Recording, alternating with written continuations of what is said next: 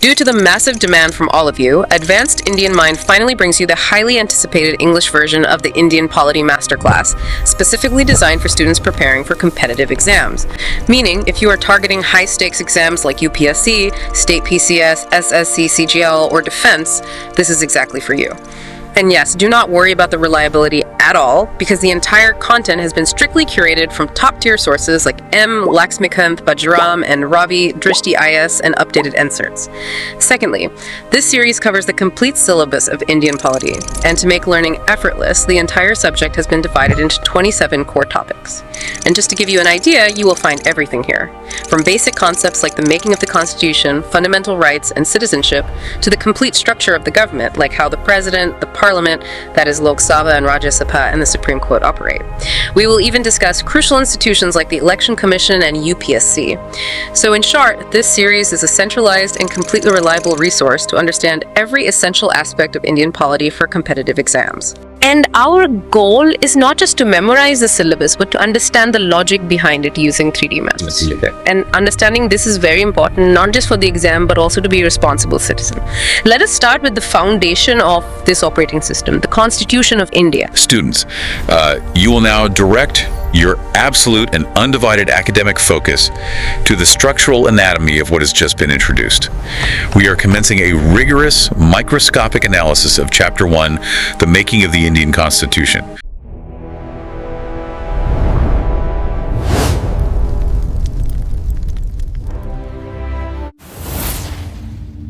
You know, when you sign up for a new app or you download a massive piece of software, you inevitably get hit with that giant wall of text. Oh, right. The terms of service agreement. Exactly. The terms of service. And I mean, what do? We just scroll furiously to the bottom, check the little box, and hit accept without reading a single word. Yeah, it's a shared, pretty much universal experience at this point. It really is. But I want you, the listener, to imagine for a second that you aren't just clicking accept on a random software update. Okay. Imagine you are the one tasked with actually writing those terms of service. Okay. And it's not for a basic app. It is for hundreds of millions of people. Wow. Yeah, that's It's an agreement that is going to fundamentally dictate their daily lives, their individual rights, their economy, basically their entire national identity. That is a staggering amount of pressure when you frame it that way. You aren't just drafting administrative rules there. Right. You are trying to, engineer an entire society on paper. Exactly. And you, the listener, are looking at the notes you've shared with us today regarding the making of the Indian Constitution. Which is just a massive undertaking. It's unbelievable. We aren't just unpacking a historical timeline here in today's. We are going to explore the sheer, mind-boggling logistical and intellectual effort it took to build this legal framework. For one of the most populous nations on Earth. Right, as it gained its independence, no less. Yeah. And to really grasp the gravity of this whole construction project, we have to look at how the documentation you provided actually defines what a constitution is. Right, because we usually just think of it as a dry list of written rules for governance, right? Exactly, like a manual for how a parliament operates or how you appoint a judge. But the material emphasizes something far more profound than that. Okay, what does it say? It states that a constitution is the vehicle designed for the establishment of political, social, economic, cultural, and human values. Huh. That sounds less like a legal document and more like a philosophical mandate. It absolutely is. And here is the most crucial part of that definition. The ultimate objective of this constitution was to, quote, develop a specific political culture. Develop a culture? Wait, so it's actively trying to create something new? Yes. It's an incredibly active, forward-looking mechanism. It isn't just reflecting the way things already are in the country. Right. It is actively trying to determine the rights and responsibilities of institutions specifically to achieve a cultural development that, didn't exist yet. I love that distinction because if your goal is to actively forge a new political culture from scratch for a newly independent, incredibly diverse population, you can't just slap a few laws together on a weekend. Oh, definitely not. Yeah. Which brings us to the sheer scale of the blueprint. Right. The notes confirm that the Indian Constitution is the most voluminous constitution in the world. It is unparalleled in its scope and detail, truly. Like, when it was initially completed, it contained 395 articles. Oh, wow. Yeah, divided into 22 parts and 8 schedules. And even even though there are presently 12 schedules, just that initial starting point is massive. It's huge. But here's the detail that absolutely stopped me in my tracks when I was reviewing the material. It's the time it took to frame this document. Oh, right, the timeline. It took exactly 2 years, 11 months, and 18 days. Nearly 3 whole years of continuous drafting, debating, and refining. Look, I have to jump in here and play the skeptic for a minute. Sure, go for it. 2 years, 11 months, and 18 days to write a rule book. I know it's a massive country, but basic democratic principles aren't exactly like closely guarded trade secrets. Right. Couldn't they have just looked at a functioning democracy, taken their framework, scratched out the name, and written India at the top? Yeah. Like, they had been under British rule for generations. They knew how a parliamentary system worked. Why spend roughly 1,000 days starting completely from zero? That's a very fair challenge, and is one the historical context answers pretty directly. The assembly that framed the Constitution was formed in July 1946, based on the recommendations of something called the Cabinet Mission. Got it. And the reason it took nearly 3 years is directly tied to that definition we discussed earlier. Yeah. About creating new culture. Because they couldn't just use the culture they already had. Right. India was emerging from a long, really painful period of colonial rule. They couldn't just copy and paste another country's framework. Yeah, that makes sense. And they certainly couldn't just adopt the British model, because the entire point was to reject the colonial framework. Ah, so using the British model would defeat the whole purpose of independence. Precisely. They needed to create completely modern values and institutions that were tailored specifically to a newly independent India. So a copied framework just wouldn't address the specific societal wounds or the unique historical context of the population. Exactly. You have to remember the immense complexity of the subcontinent. They had to determine the exact rights and responsibilities of every single political institution from the ground up. For an unprecedentedly diverse populace. Right. You were dealing with a multitude of languages, religions, historical grievances, and regional identities. Which is a lot to balance. How do you guarantee fundamental rights in a society that complex? It wasn't about emulation, it was bespoke tailoring. And bespoke tailoring for hundreds of millions of people just takes time. Which brings up a really critical logistical problem, honestly. Oh, yeah. You cannot execute a bespoke 3-year-long group project of this magnitude in a vacuum. A document that large requires a massive team. A very massive team. Which immediately introduces a new kind of friction. Like, how do you get hundreds of diverse, historically divided people to agree on a single sentence? Let alone a nation's operating system. Right. Well, that is the defining tension of the Constituent Assembly. The total fixed strength of the members was set at 389. 389 people writing one document. Yeah. And breaking down that number gives us a real picture of the political and geographical landscape of the time. You had 292 members coming from the British provinces. Right. But then, crucially, you had 93 members representing the princely states. Wait, let's pause on that. The princely states. Yeah. So you are trying to write a modern democratic constitution, and you have to bring in representatives of actual historical royalty. Yep. You have to get princes and democratic politicians to sit at the same table and agree on how power is going to be shared. Exactly. Right. The diplomatic effort just to get everyone in the room was monumental. I can't even imagine. And on top of that, you had 4 representatives from the chief commissioner's provinces. This included places like Delhi or far-flung areas like British Baluchistan. So that the geographical spread was immense. Huge. But the representation wasn't just geographical, it was deeply demographic. Right. The notes detail how they calculated that representation, and the math of it is just fascinating to me. It was incredibly systematic. Yeah. Seats were distributed among 3 principal communities: Muslim, Sikh, and general. And this division was done strictly on the basis of the proportion of their population. The baseline ratio they aimed for was roughly 1 representative for every 1 million people. 1 representative for every 1 million people. Yeah. I really want you listening to visualize that. Imagine walking into a massive drafting hall, you find your seat, pull up your chair, and you know you are carrying the voice of exactly 1 million people in your pocket. It's a staggering burden of representation. Every time you raise your hand to vote on an article, you are speaking for 1 million individuals.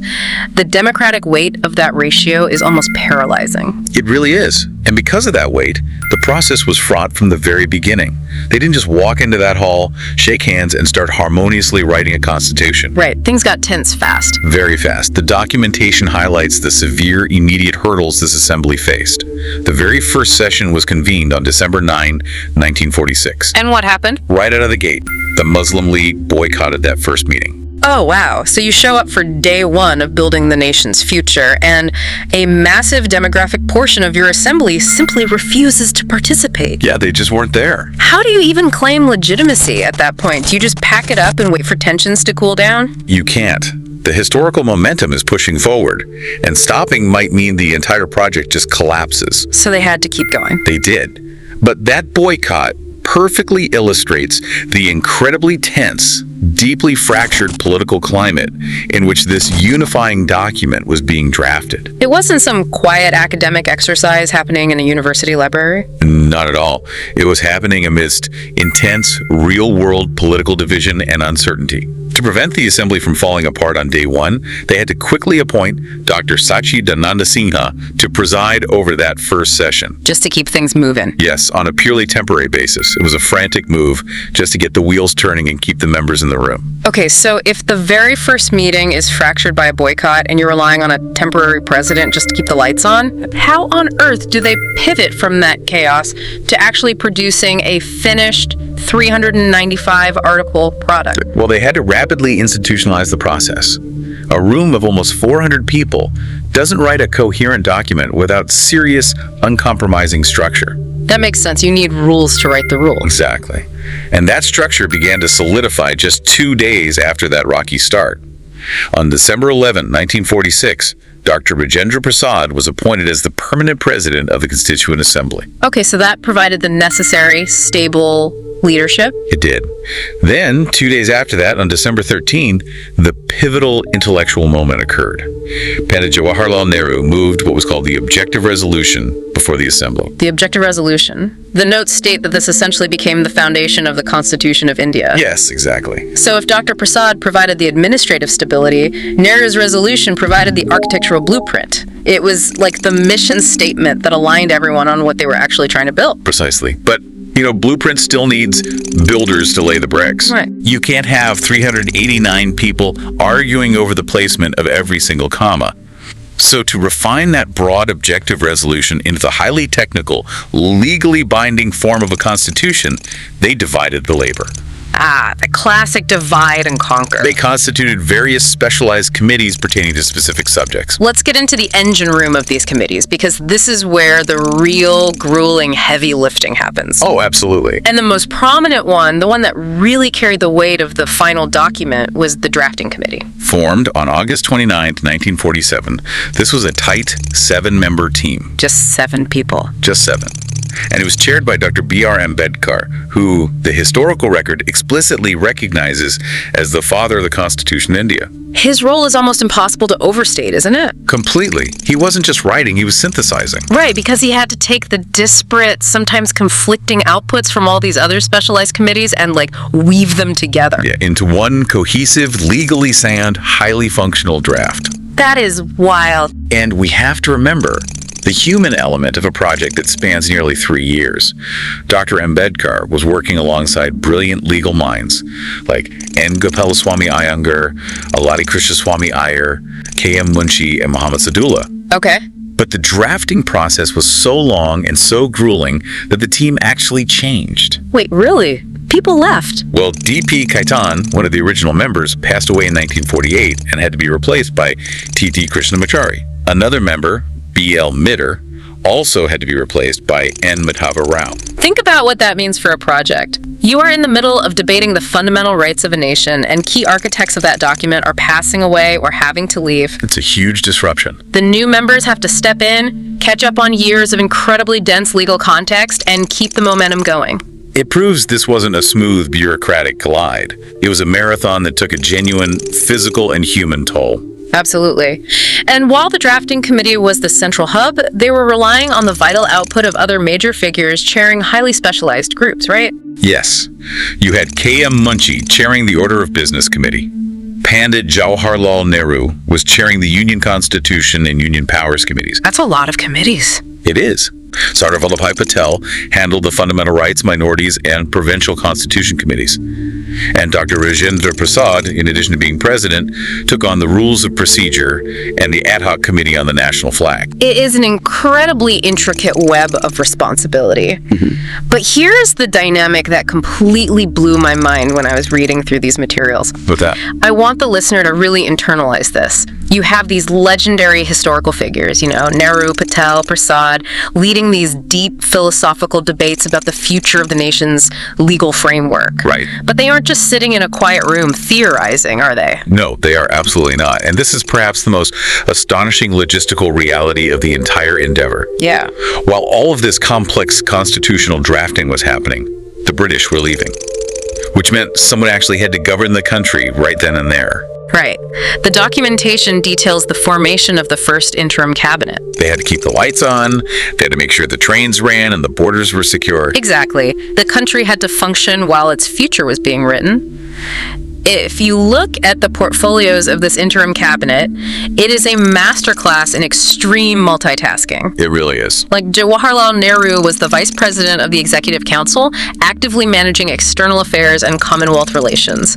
Sardar Vallabhbhai Patel was running home, information, and broadcasting. Let's use the rule of three here to really paint this picture. Okay. You have Baldev Singh in charge of defense, you have Liaquat Ali Khan handling finance, and you have C. Rajagopalachari managing education. And the list continues across every vital sector, right? Ah. Health, labor, commerce, railways, industries. Everyone was pulling double duty. I just want to emphasize the sheer absurdity of that dual reality. Imagine Liaquat Ali Khan trying to stabilize the fractured economy of a massive, newly independent nation on a Tuesday morning. While on Tuesday afternoon, he is participating in a committee debating the theoretical financial powers of a government that doesn't fully exist yet. It's mind-bending. Or imagine Baldev Singh managing the immediate life or death realities of defense as colonial forces withdraw while simultaneously helping to draft the constitutional limits of the military. You are literally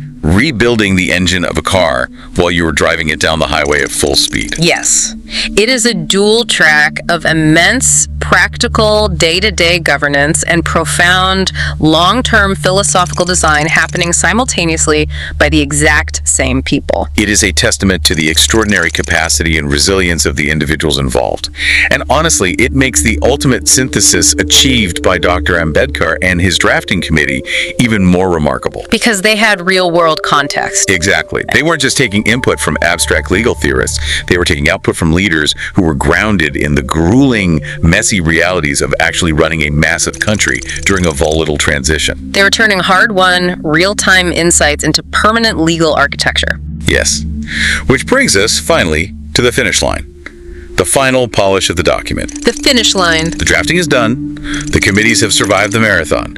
But the time of how they actually rolled this out is fascinating because there is a very deliberate, almost theatrical pause at the very end of the process. Oh, right. The timeline of implementation is highly specific and loaded with intention. Let's trace the final dates. Okay. On November 26, 1949, the Constitution is officially adopted. The intellectual work is fundamentally complete. 284 members step up and affix their signatures to the massive document. Okay, so late November 1949, the ink is drying. Yes. Then, nearly 2 months pass. 2 a month. On January 24th, 1950, the final session of the Constituent Assembly is convened. On that specific day, Dr. Rajendra Prasad is officially elected as the first president of India by the Assembly. Right. And then 2 days later, on January 26, 1950, the Constitution of India is officially enforced across the nation, and that date becomes the First Republic Day. So they finished this incredibly stressful, nearly 3-year-long project in November. They have 284 signatures. It is locked and loaded. Yep. But they intentionally sit on this monumental document for 2 whole months before they press play on the new nation on January 26. Exactly. Why the dramatic pause? In a country desperate for stability, why wait? Well, it's because of the profound symbolic weight of that specific date in January. The historical reason for choosing January 26 is deeply rooted in the independence movement. Oh, really? What happened on that date? The records show that since the year 1930, January 26 had been celebrated as Independence Day across India. So it wasn't just a random Tuesday. Not at all. It was already a day heavily embedded with emotional meaning for the population long before the Constituent Assembly ever existed. That is brilliant. And if we connect this back to the very first thing we discussed, the objective of the Constitution to develop a specific political culture. Right. This delay was a masterstroke. By intentionally waiting to enforce the Constitution on January 26, they purposefully connected the new, highly technical legal document of the present to the deeply emotional, decades-long struggle of the past. It bridges the gap between cold law and national emotion.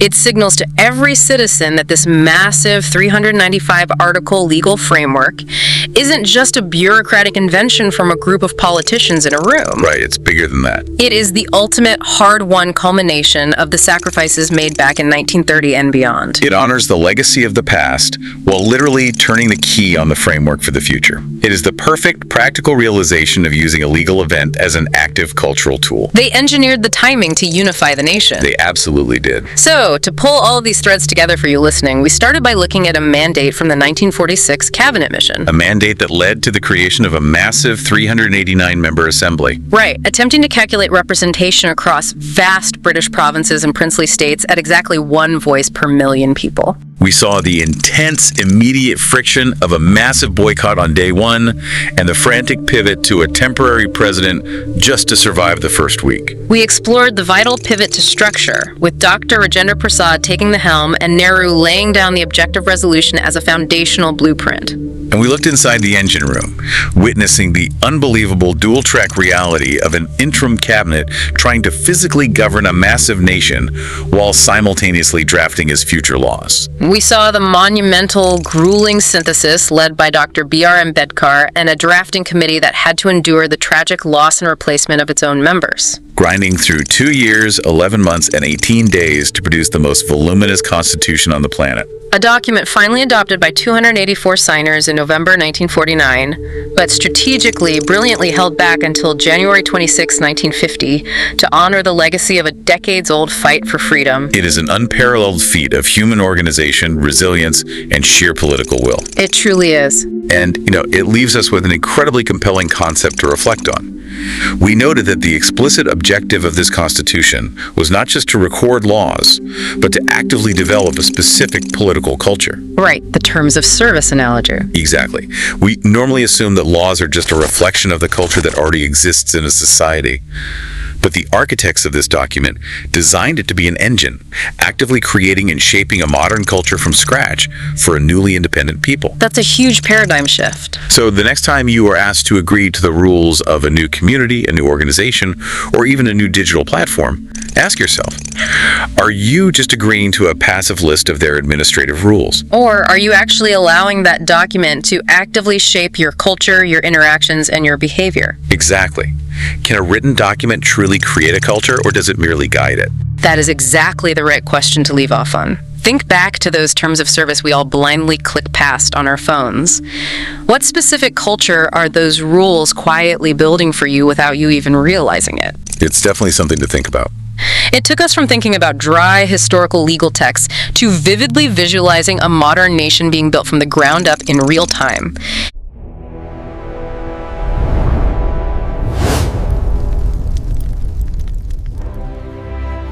Imagine for a second sitting down to write the operating system for a massive, newly independent nation. Right, a system that has to, somehow balance wildly different languages, cultures, and regions. Exactly, and you have to get it right on the very first try. You can't just release a rough sketch and hope future generations figure out all the bugs. Yeah, that would be a disaster. You need a high-definition, three-dimensional architectural blueprint right from the start. And today, that is exactly what we are looking at. We are exploring a stack of notes on Indian polity, specifically focusing on the foundational architecture of the Indian Constitution and its famed preamble. Which is such a fascinating topic. It really is. And for you, the listener, if you are trying to understand the mechanics of the world's largest democracy, I mean, this document is the ultimate starting point. Oh, it's the only place to start, really.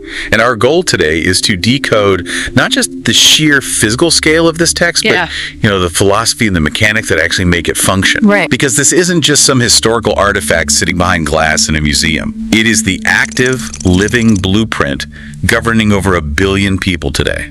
Okay, let's unpack this, because the very first thing that jumps out is the sheer ambition of the text. Oh, absolutely. Before we even look at what the Constitution says, we need to grasp what it fundamentally is.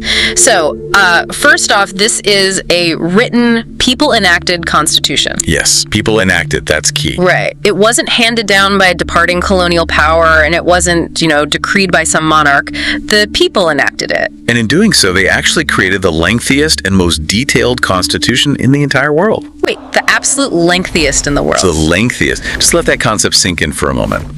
When you are establishing a democratic system for a nation of that immense size and diversity, the drafters made a very deliberate choice. Which was what? Not to leave critical mechanics to chance. They wrote down the fail-safes. They wrote down the exact structural relationships. Every single mechanism and right was explicitly detailed to prevent future ambiguities from, tearing the new nation apart. Wow, okay. But I want to pause on how they built those mechanisms, though. Sure. Because the notes we're exploring point out that the Indian Constitution was drawn from various other constitutions. Yes, from all over the world, actually. But doesn't that create a huge risk of internal contradictions? Like if you take a British parliamentary gear and an American federal gear, they might not fit perfectly together in an Indian clock. You'd think so, right? Yeah, I mean, it sounds like it could just be a massive patchwork quilt. What's fascinating here is that is the exact trap the drafters had to avoid. Yeah. It wasn't just a simple copy-paste job. Okay. It was a highly engineered synthesis.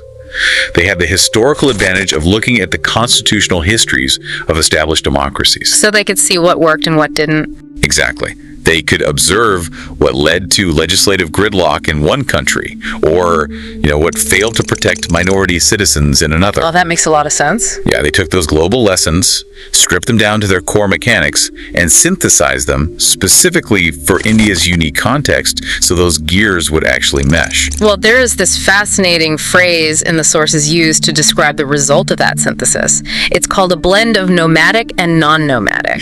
Yes, that's such a great term. It really is. I mean, that is a highly evocative way to describe a legal text. It definitely stands out. Like, it implies the core of the document stays rooted. That would be the non-nomadic anchor, right? Yeah. But the application of it can wander and adapt to whatever decade it finds itself in, making it nomadic. That captures the design philosophy perfectly.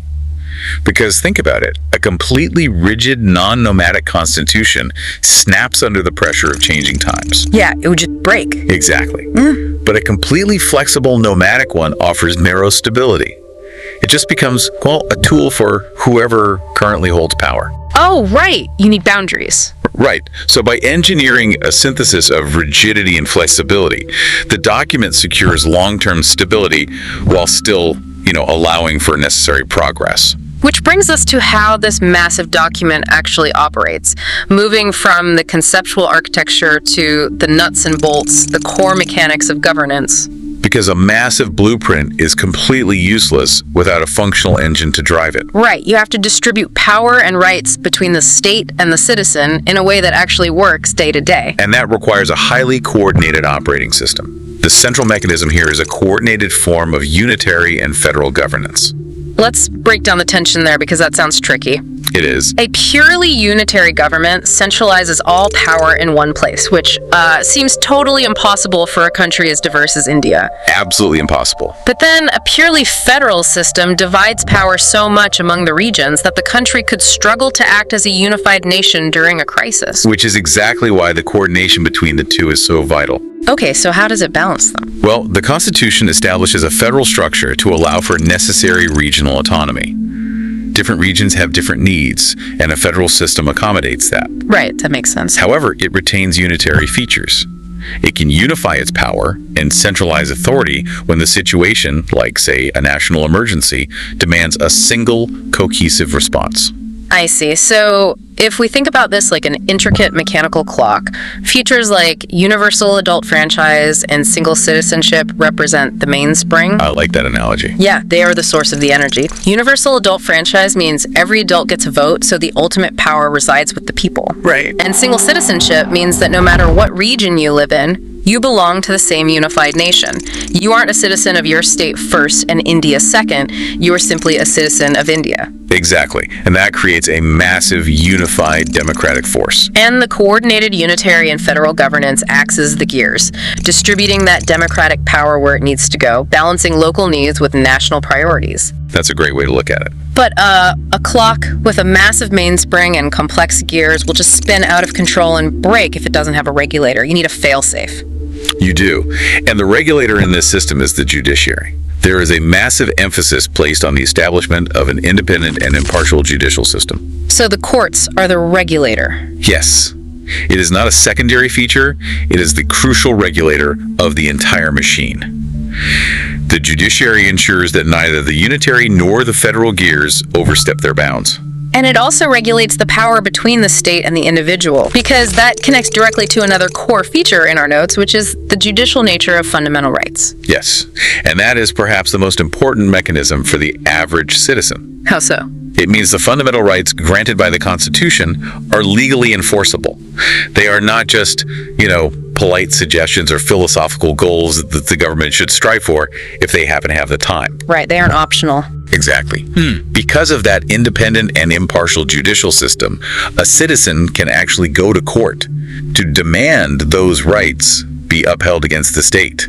The system has teeth. Okay, wow. So we have this beautifully complex machine, a massive, globally sourced, people-enacted blueprint. Yes. We have the clockwork mechanics of federal and unitary gears, driven by the universal adult franchise, all regulated by an independent judiciary protecting fundamental rights. That's the architecture in a nutshell. But every complex machine needs a guiding purpose. I mean, you need to know what the machine is actually built to do. You need a foundational mission statement. Which brings us to the philosophical heart of the document, the preamble. This is the soul of the nation. And the history of how the preamble came to be tells us a lot about its importance. Right. It wasn't just an afterthought. No, not at all. It wasn't something they tacked on at the end just to make the document sound poetic. The draft of the preamble was prepared by the Constitutional Advisor of the Constituent Assembly, BN Rau, and it was based on a foundational document called the Objective Resolution. The Objective Resolution. That title alone is so telling. Isn't it? It literally means they sat down and resolved what their objective was before they finalized the machinery. The philosophical principles came first. They had to agree on the destination before they built the vehicle. Exactly.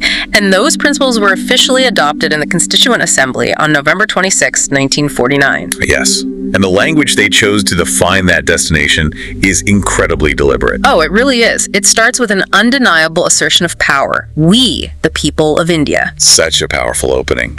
And then it states, having solemnly resolved to constitute India into a sovereign, socialist, secular, democratic republic. Let's unpack that core declaration because every single word there carries immense weight. Let's do it. So sovereign means the nation answers to no external power. It is entirely self-governing. That makes sense. The republic means the head of state is an elected representative, not some monarch inheriting the position. And it explicitly commits to being democratic, socialist, and secular. From there, the preamble moves into its specific guarantees. And this is where I think the depth of the document really shines, because it refuses to use vague buzzwords. That's a really good point. Like, it doesn't just say, we guarantee justice. It explicitly defines the scope of that justice. It promises justice, social, economic, and political. Think about why they separated those out, too. Why is that? Well, they're recognizing that political justice, like, the right to vote, or legal justice in a courtroom, isn't enough on its own. Oh, I see. Right? If a citizen is starving or systematically marginalized, their political vote doesn't grant them true equity. True justice demands social and economic fairness just as strongly as political fairness. Wow, yeah. And it applies that same rigorous definition to liberty. It does. It guarantees liberty of thought, expression, belief, faith, and worship. That goes far beyond the physical liberty of simply not being imprisoned. It guarantees the freedom of the mind. You have the liberty to think what you want, express it aloud, and choose your own belief systems and faith without state interference. And then we reach equality. It guarantees equality of status and of opportunity.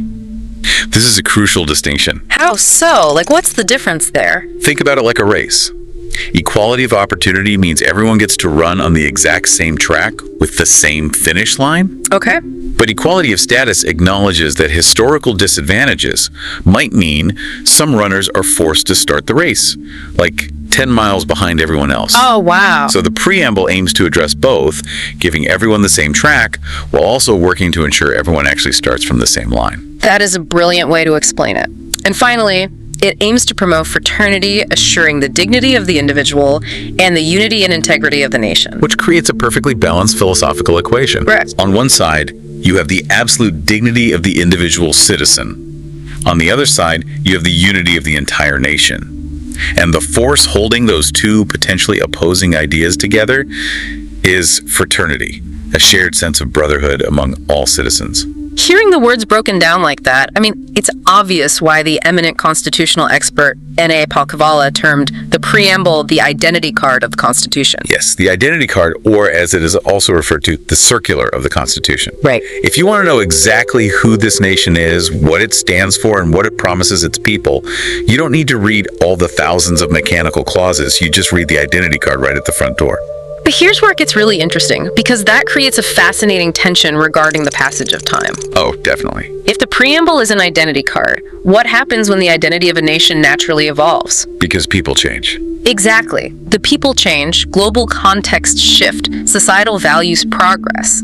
If the Constitution is that blend of nomadic and non-nomadic, how does the preamble handle that evolution? Well, that question brings us to the legal evolution of the preamble itself. And this is where the brilliant structural engineering of the document gets put to the ultimate test. Because the timeline here is genuinely surprising to me. It trips a lot of people up. Right. We just established that the Constituent Assembly adopted this document in 1949. But there is a massive turning point decades later, the Kesavananda Bharati case of 1973. Yes.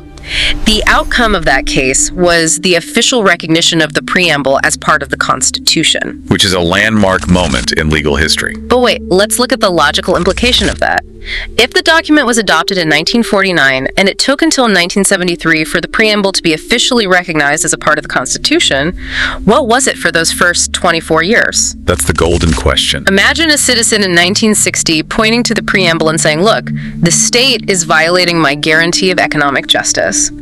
Could a judge simply look at them and say, that is a beautiful introductory poem, but it's not actually the law? That is precisely the paradox they were dealing with. Seriously? Yeah.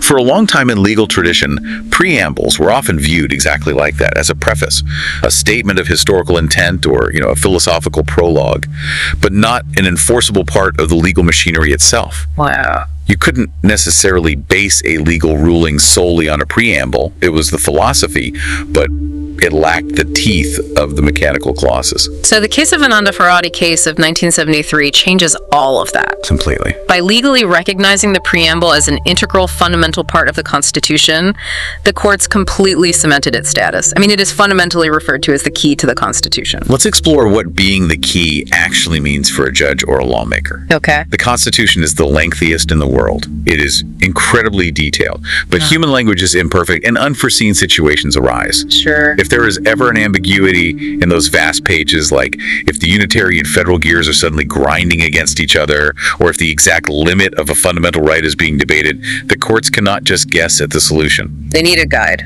Right. They must use the preamble as the key to unlock the true original intent of the document. The preamble becomes the ultimate lens through which every single mechanical clause must be interpreted. Okay, if the preamble is the key, and it is the lens through which all laws are interpreted, then what happens 3 years later is absolutely staggering. Yes, the 1976 amendment. Right. In 1976, through the 42nd Constitutional Amendment Act, the text of the preamble itself was changed. 3 new words were incorporated: secular, socialist, and integrity. Let's map exactly where those words were inserted into that identity card. Okay. We discussed the original core declaration earlier, sovereign democratic republic. Right. The 1976 amendment wove socialist and secular directly into that declaration, transforming it into sovereign, socialist, secular, democratic republic. Got it. And further down in the section concerning fraternity, it expanded the phrase unity of the nation to read unity and integrity of the nation. So adding secular, socialist, and integrity wasn't just a matter of tweaking a nice introduction. Not at all. Because of the 1973 ruling that made the preamble the key to the Constitution, adding those words fundamentally altered the legal lens for the entire country. Exactly. By amending the preamble, they were rewriting the identity card that governs how every other law in the nation is interpreted. And if we connect this to the bigger picture, that 1976 amendment perfectly actualizes the concept of a nomadic and non-nomadic constitution. How so? Well, the rigid non-nomadic structure of the amendment process allowed for the core identity of the nation to be explicitly updated. It absorbed the evolving priorities of the society, which is the nomadic element, without having to throw away the entire constitutional machinery and start from scratch. We have covered incredible ground today. We really have. We started by looking at a document that defies the usual expectations of a brief founding sketch. We examined a written, people-enacted blueprint that holds the title of the lengthiest in the world. A deliberate synthesis drawn from global democracies, carefully balancing rigidity and flexibility. Yeah. We looked at the intricate mechanical clock it created, the coordinated unitary and federal gears, powered by the mainspring of universal adult franchise and single citizenship. All of it carefully regulated by an independent judicial system that gives actual legal teeth to the fundamental rights of the citizen. And then we explored the soul driving that machine, the preamble drafted by BN Rau based on the objective resolution. The ultimate identity card that explicitly defines justice, liberty, equality, and fraternity. Right. An identity card that existed for 24 years before being legally affirmed as the key to the Constitution in 1973, and which proved flexible enough to be amended in 1976 to incorporate secular, socialist, and integrity as the nation's self-understanding evolved. It is a profound achievement in structural engineering, philosophical clarity, and legal adaptability. For you listening, think about how rare it is for any system, let alone the governing document of a billion people, to pull off what this architecture does. Very rare. To be so incredibly detailed and rigorously structured, yet remain flexible enough to legally incorporate new core values into its very identity decades after it was first written. It requires a masterclass in foresight to build a system that can handle that magnitude of evolution without shattering. It really does. And it leaves us with a final, fascinating paradox to consider. Oh, what's that? If N.A. Palkavala was correct, and the preamble truly is the identity card of the Constitution, what are the deeper implications for a society when the words on that card are permanently altered? Oh, wow. It forces us to ask, does the Constitution ultimately shape the people? Or do the people relentlessly shape the Constitution to reflect exactly who they have become?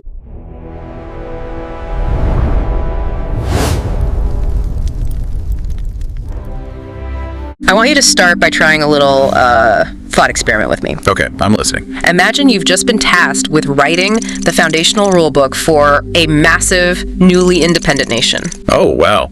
No pressure. Right. Zero pressure.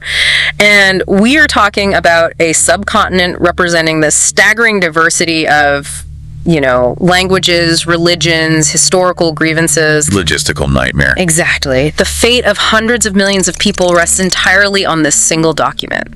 So do you start completely from scratch, just wipe the slate clean, and risk absolute failure on untested ideas? Right. Or do you look around the globe, analyze the mechanisms of every major functioning state, and attempt to create this masterclass in political synthesis? Well, it is arguably the most daunting architectural challenge in modern political history. I mean, you're attempting to build a republic from the ground up. Yeah. But the crucial decision is deciding which structural blueprints to pull from. And more importantly, how to force those different blueprints to bear weight together without collapsing. And that is exactly the mission. We are analyzing the structural sources of the Indian Constitution. That's a fascinating topic. It really is.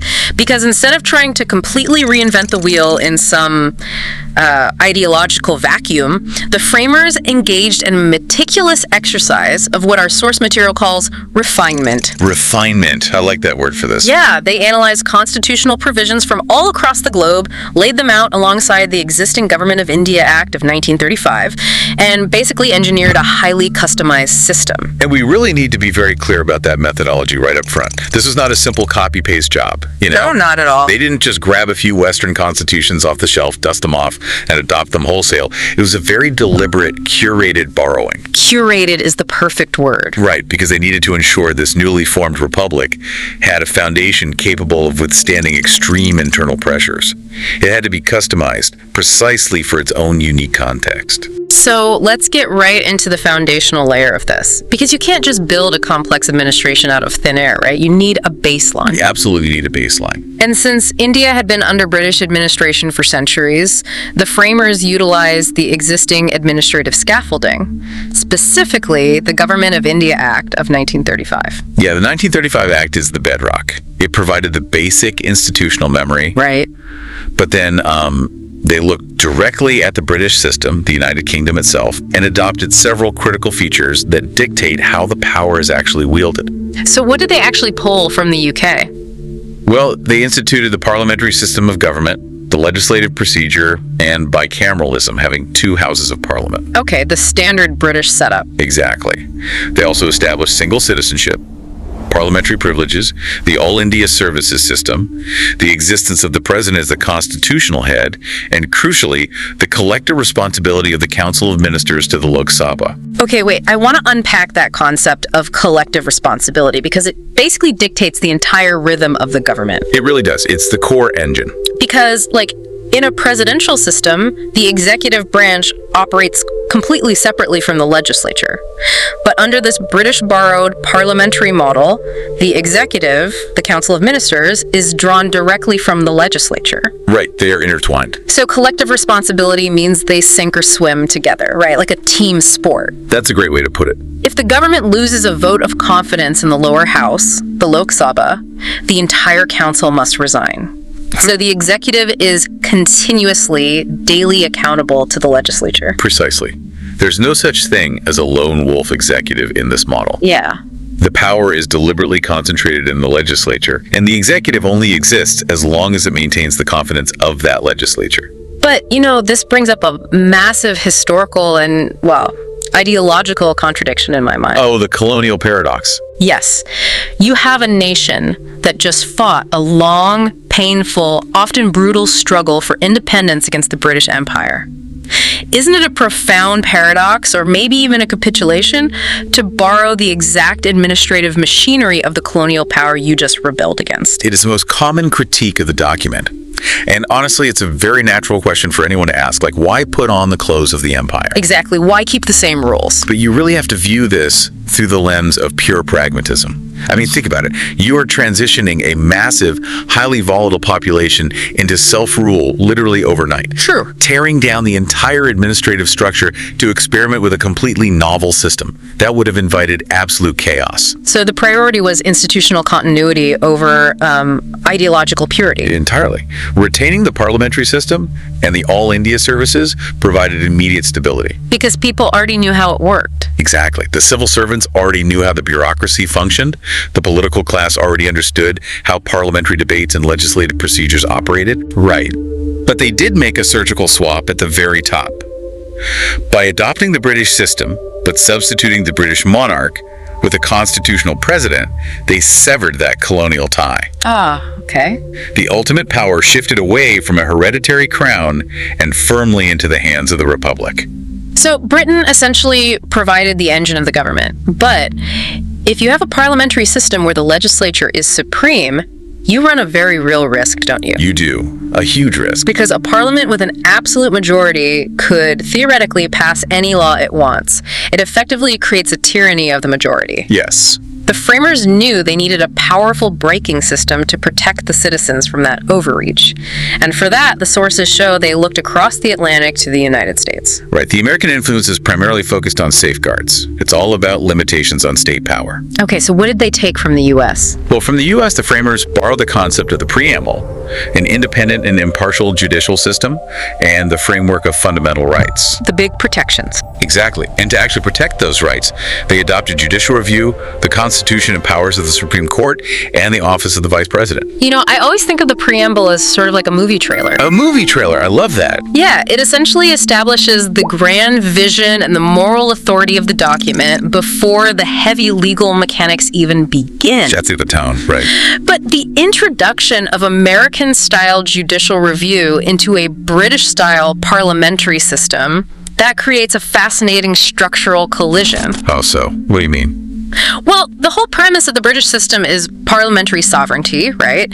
The idea that Parliament has the supreme right to make or unmake any law. Right. They are the ultimate authority. But the American concept of judicial review means you have a Supreme Court armed with the power to look at the laws Parliament passes, measure them against the fundamental rights, and just strike them down if they violate the Constitution. Yes. You are slamming an unstoppable force against an immovable object.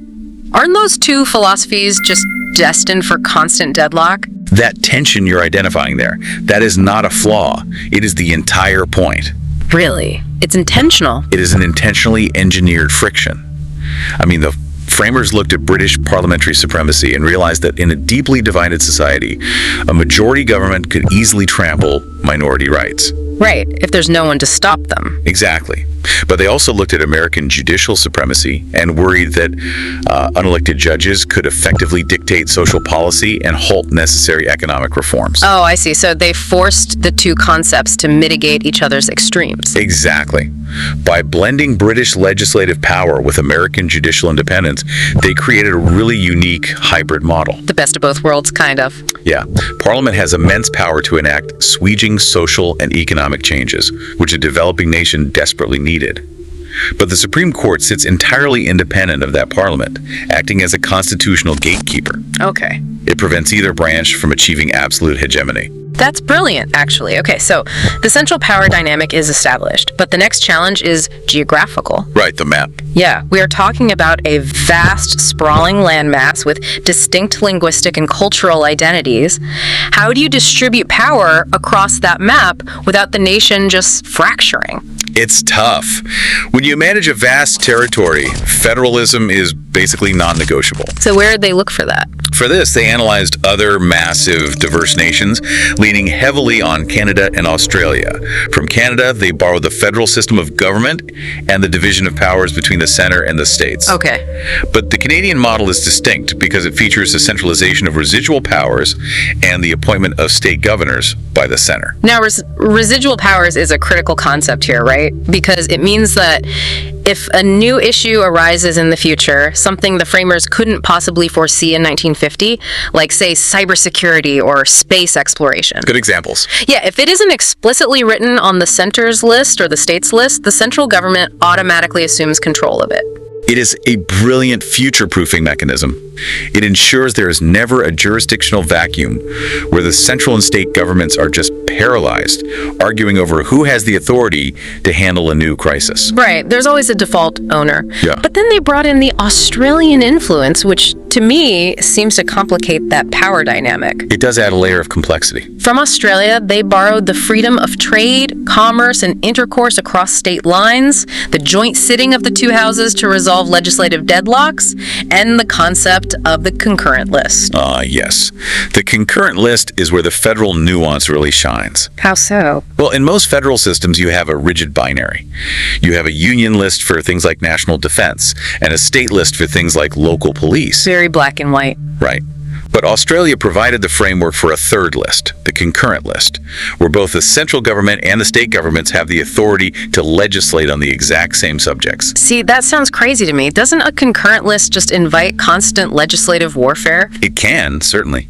I mean, if you give both the center and the state jurisdiction over complex issues like criminal law or marriage, you are basically guaranteeing that they will eventually pass contradictory laws. It does invite conflict. but it provides something far more valuable: flexibility. Flexibility over clarity. Sometimes, yes.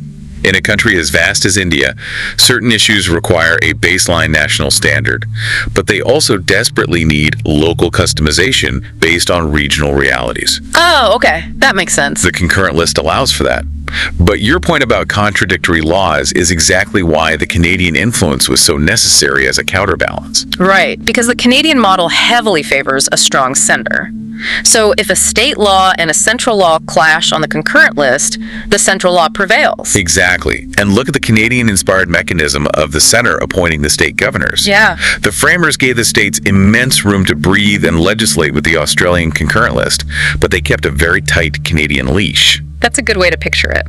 The central government appoints the governor of every state, acting as a direct representative of the union.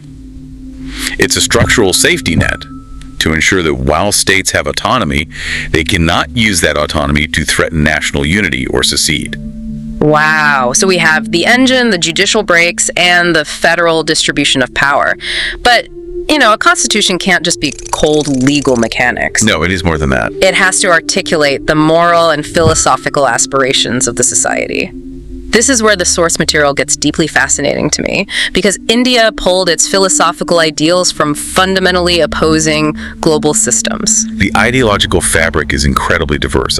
From France, they adopted the Republican system and the ideals of liberty, equality, and fraternity for the preamble. Which are deeply individualistic, sort of Enlightenment-era concepts. Yes. But then they pivoted sharply, because from the Soviet Union, they borrowed the concept of fundamental duties, the system of economic planning, and the ideal of justice, specifically social, economic, and political justice in the preamble. And actually, according to the specific framework of our sources, the office of the governor is also tied to this Soviet influence, alongside its federal implications we just talked about. And they didn't stop there. There's more. Oh, yeah. From Ireland, they adopted the directive principles of state policy, the method of election for the president, and the election of members of the Rajya Sabha, the upper house. Okay. And from Japan, they integrated a very specific legal doctrine, procedure established by law. The juxtaposition of these sources is just staggering. How does a single legal document reconcile the French ideal of fierce individual liberty with the Soviet ideal of strict collective duty and state-planned economics? It seems impossible, right? Yeah, those are mutually exclusive worldviews in almost any other context. But this is where that concept of constitutional refinement is truly tested. You see, the framers did not view these ideologies as mutually exclusive. They didn't. No, they viewed them as inherently incomplete on their own. In a heavily stratified, post-colonial developing nation, French-style individual liberty means very little if you do not have Soviet-style economic justice. I get it. Because the liberty to speak freely doesn't mean much if you don't have the economic means to survive. You need food before you need free speech. Precisely.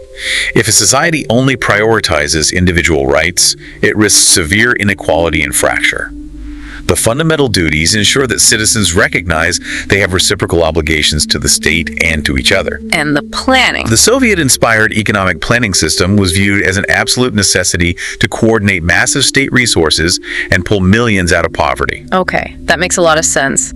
And how do the Irish directive principles of state policy factor into this balance?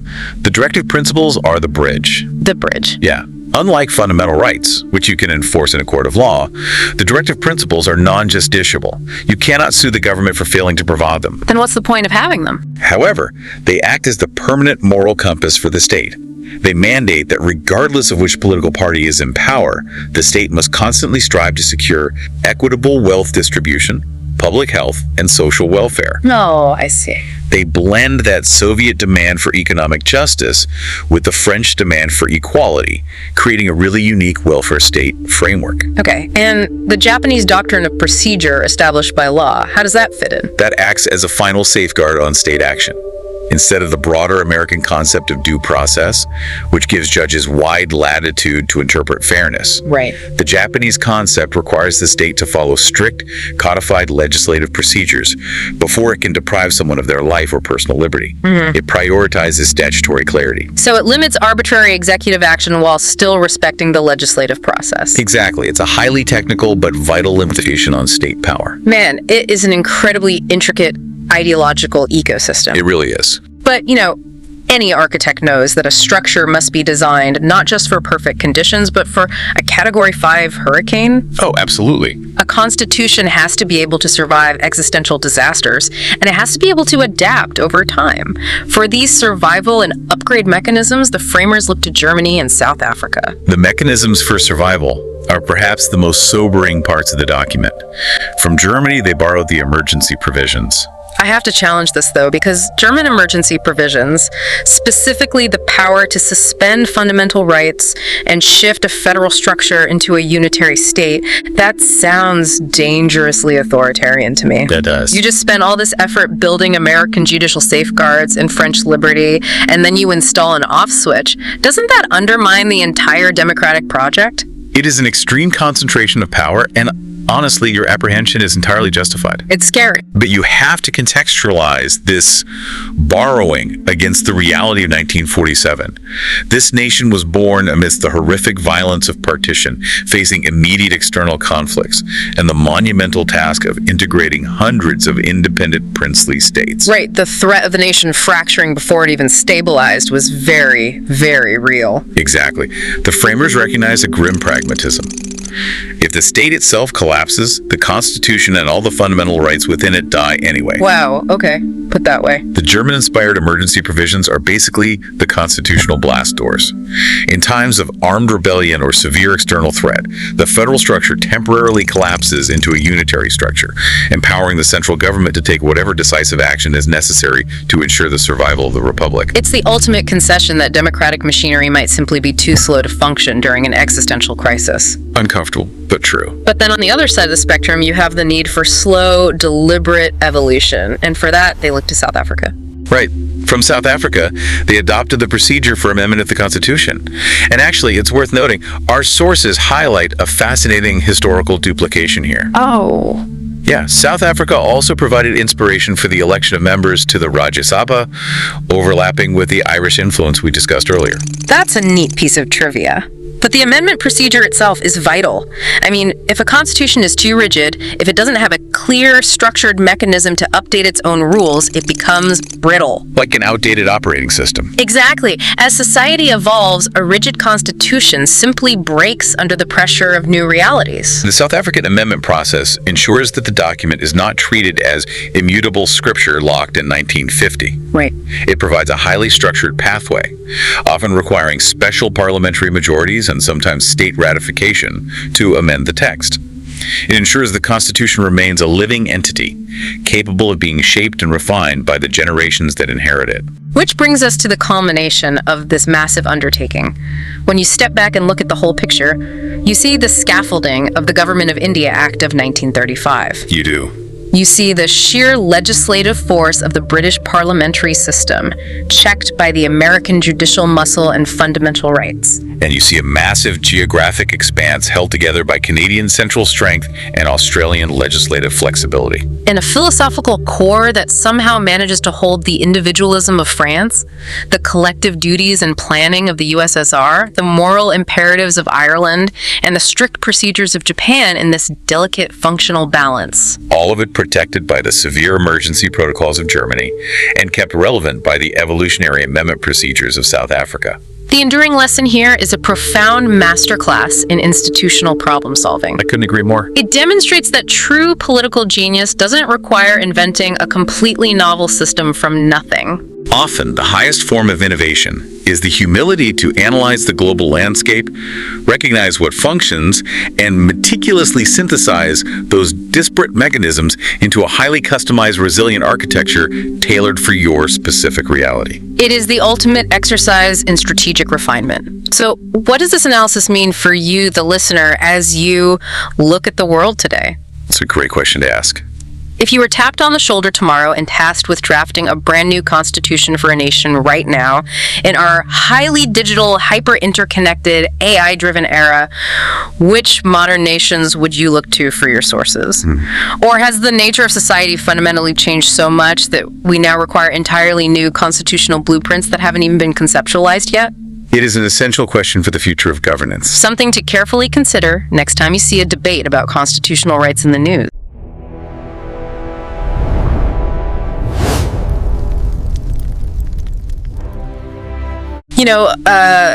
When you buy a new computer, or I guess even just a smartphone, there's always that underlying architecture. Absolutely. The operating system. Exactly. And most of us just look at the shiny apps on the screen, but underneath all that, there are, millions of lines of code deciding exactly how the memory is shared, how the battery is drained, and who actually gets permission to access your camera. Right. The invisible rules running everything. Yeah. But today, we are looking at an operating system on a scale that is, honestly, almost hard to comprehend. We're not reverse engineering a smartphone. We are looking at the rulebook of the world's largest democracy, which is India. It really is a massive piece of social engineering. The notes we have today outline the 12 schedules of the Indian Constitution. Right. And if you want to understand how a massive, incredibly diverse nation actually functions on a day-to-day basis, you kind of have to look past the grand philosophical preamble. Yeah, you have to get into the weeds. Exactly. You have to dive directly into this specific architecture. It's the structural framework that dictates how over 1 billion people share power, collect taxes, and basically maintain order. Okay, let's unpack this. Because looking at the progression of these 12 schedules, there is a very distinct structural logic here. There really is. Before any actual legislating happens, the document establishes the absolute baseline reality, right? Schedules 1 through 4 handle the territory, the compensation, the moral binding, and the representation. Yeah, starting right at the foundation. Yeah. So the first schedule is the literal map. It defines the component parts of the Union, which is presently 28 states and 9 Union territories. Because, you cannot govern a territory if its borders aren't legally codified. Exactly. But notice what comes immediately after that. The second schedule lays out the financial reality. Money. Right. The salaries, the allowances, and the pensions for the various office bearers of the state. And then, following very closely, the third schedule covers the oaths of office that these individuals must take. See, that sequence is fascinating to me. They prioritize the payroll and the legally binding oaths before they even outline, the sweeping powers these offices will hold. Right.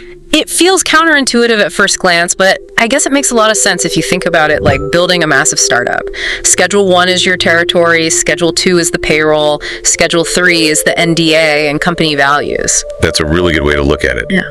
It reveals a highly pragmatic understanding of human nature and statecraft. How so? Well, you have to secure the administrative structure, guarantee the livelihood of your leaders, and legally bind their loyalty to the Republic first.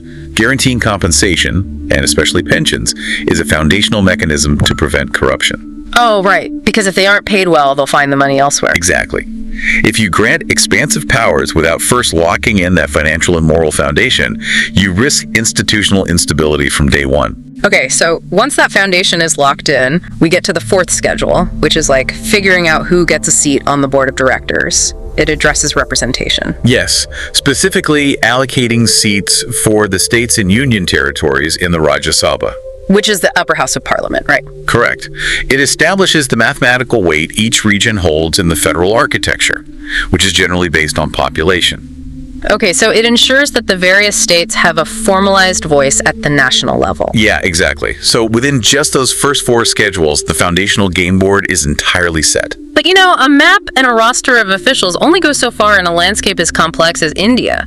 I mean, a universal, uniform administrative policy just wouldn't survive contact with the ground realities. No, it wouldn't. And the architects knew that. Right. Which leads us into the fifth and sixth schedules. Yeah. Here, the framework shifts from, general administration to highly specific regional governance. Yeah, this is where the customization happens. The fifth schedule governs scheduled areas and scheduled tribes across the nation. Okay, and what does that mean practically? In practical terms, this means certain regions with significant indigenous populations are provided a different administrative framework. Like special protections. Exactly.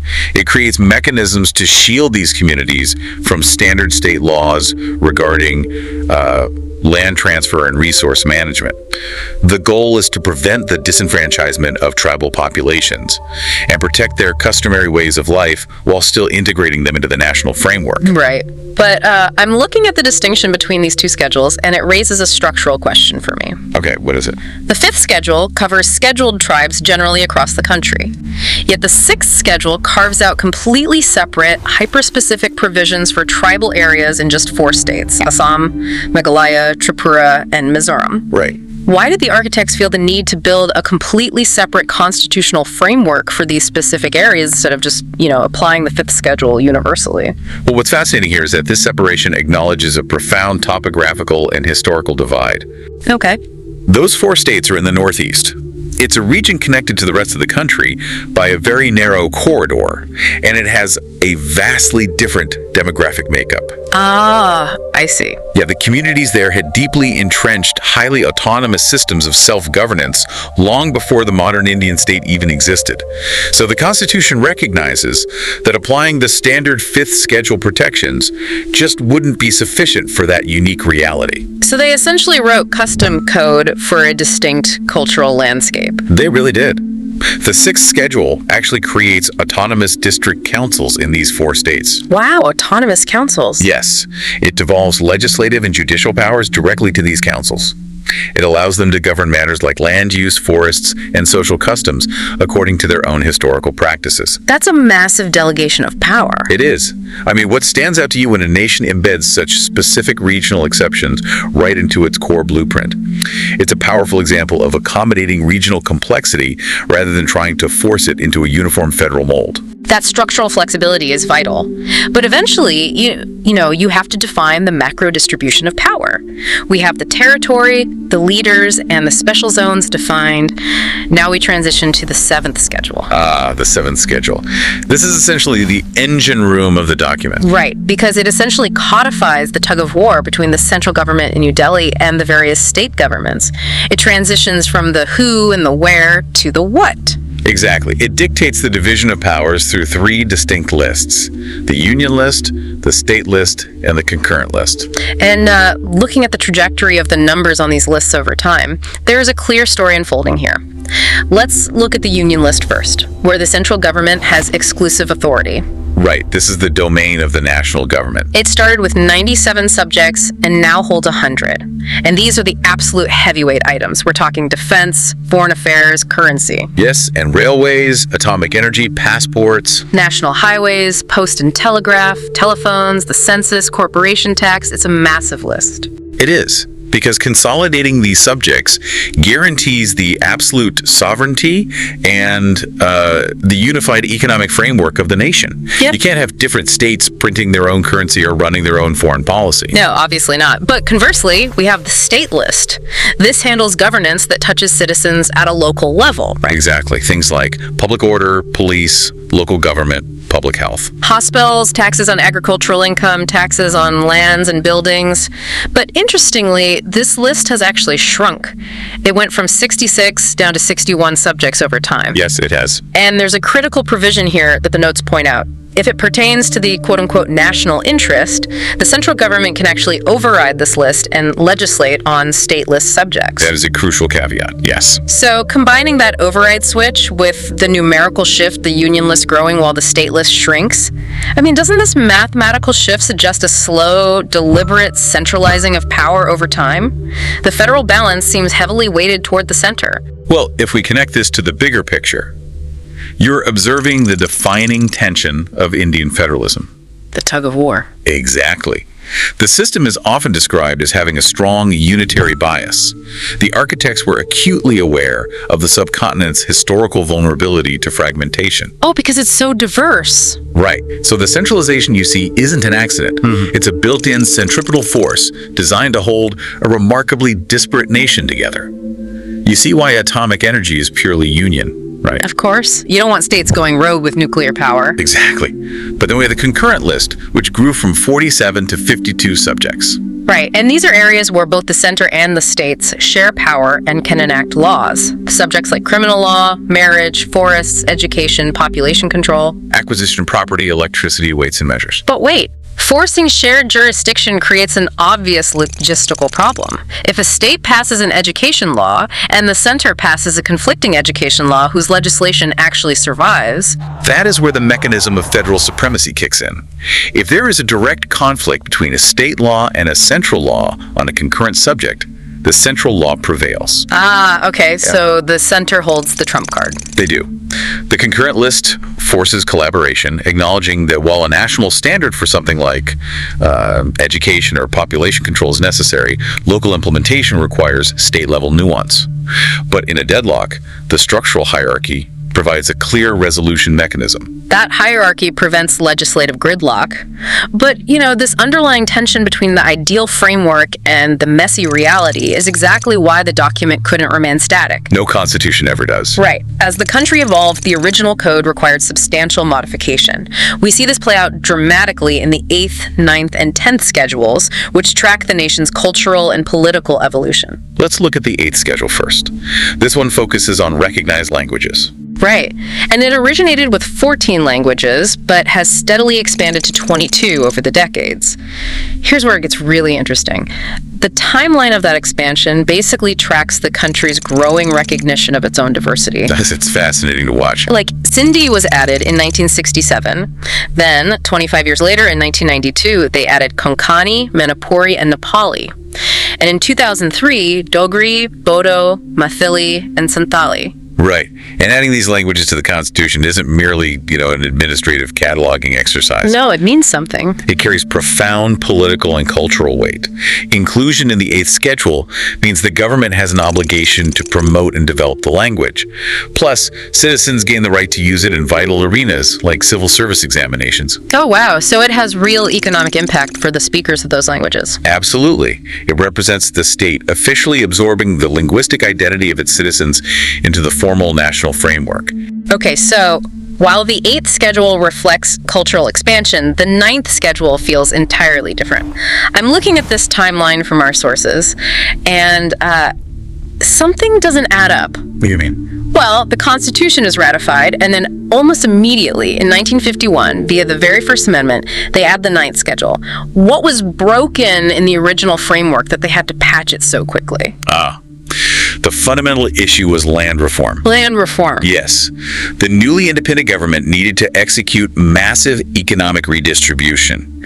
They needed to break up giant estates held by landlords to provide for millions of landless farmers. Okay, that makes sense for a newly independent nation. But the landlords utilized the fundamental right to property, which was deeply enshrined in the Constitution at the time, to tie up these reforms in endless litigation. Oh, I see. The courts repeatedly struck down the government's state-level land reform laws. So the fundamental rights they just guaranteed were actually preventing the socioeconomic reforms they desperately needed to execute. That's a huge problem. It was a massive structural bottleneck. So to resolve it, Parliament essentially created a constitutional safe harbor. Which is the 9th schedule. Exactly. And the mechanism was straightforward. If the legislature places a law inside this specific schedule, that law is immune from judicial review on the grounds that it violates fundamental rights. Wait, really? It just bypassed the courts entirely? Yes. It allowed the government to push through their state property acquisition laws and land reforms without the courts striking them down. But that is an immense concentration of legislative power. I mean, the ability to declare certain laws completely untouchable by the judiciary seems like a glaring vulnerability in the whole separation of powers concept. You're not the only one who thought so. It was a vulnerability that sparked decades of legal friction, which is why there is a vital cutoff date associated with the 9th schedule. April 24th, 1973. Exactly. On that specific date, the Supreme Court ruled on a landmark case, establishing what is known as the Basic Structure Doctrine. The Basic Structure Doctrine. Okay. The court declared that while Parliament has the power to amend the Constitution, it cannot alter its foundational architecture, its basic structure. Meaning they can't just change the core identity of the Republic? Right. Consequently, any law placed in the 9th schedule after that April 24, 1973 date is no longer granted absolute immunity. The Supreme Court explicitly reserved the right to review it to ensure it doesn't violate the core tenets of the Constitution. Okay, that is a fascinating correction. That 1973 ruling is basically the judiciary drawing a hard line in the sand and reclaiming its oversight. It completely alters the dynamic of the 9th schedule from an absolute shield into a conditional one. It does. It was a massive bug fix to the operating system, so to speak. And as the democratic system evolved, different types of crises required different solutions. By the time we reached 1985, the primary crisis wasn't about land reform or fundamental rights anymore, was it? No, not at all. It was about the fundamental stability of the elected governments themselves.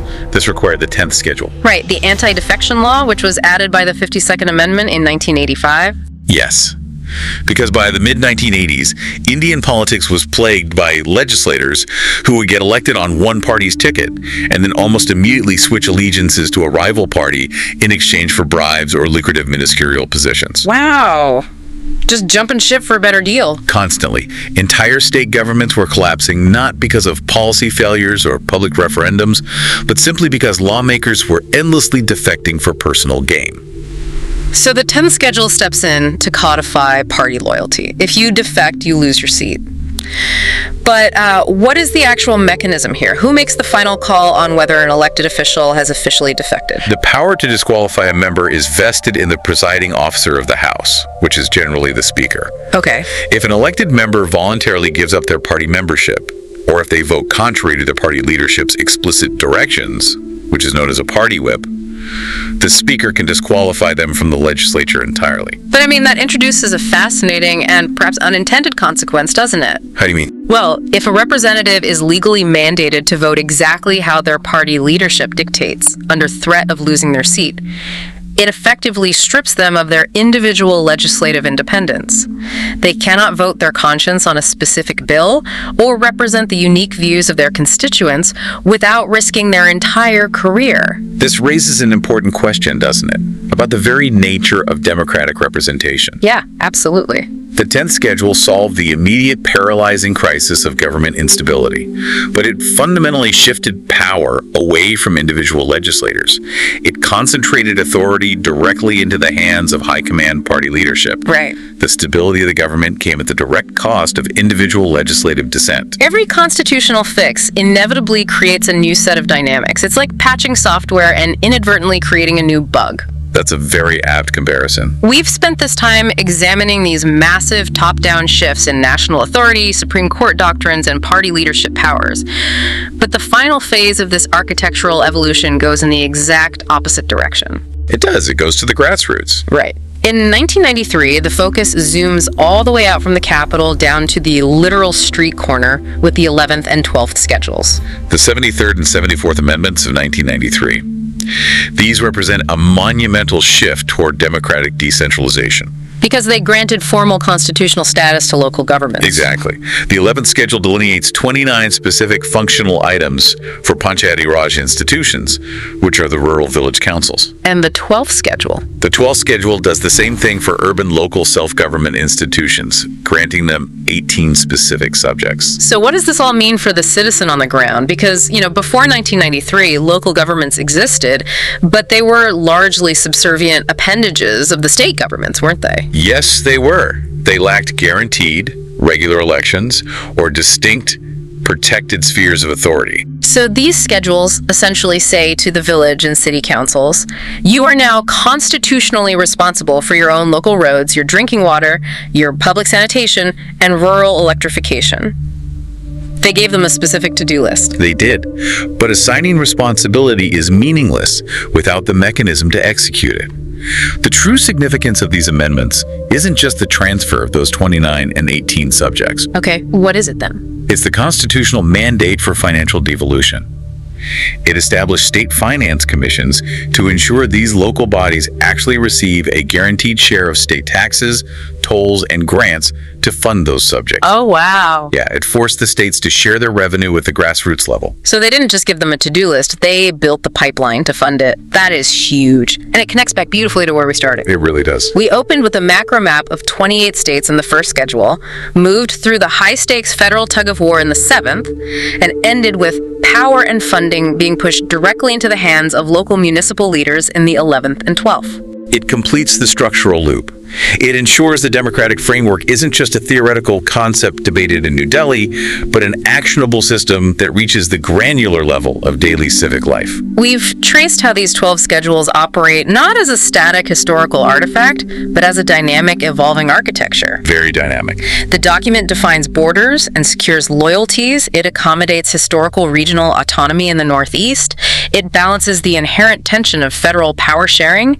It recognizes expanding linguistic identities, and it continually patches political vulnerabilities like systemic defections and pushes governance down to the local level.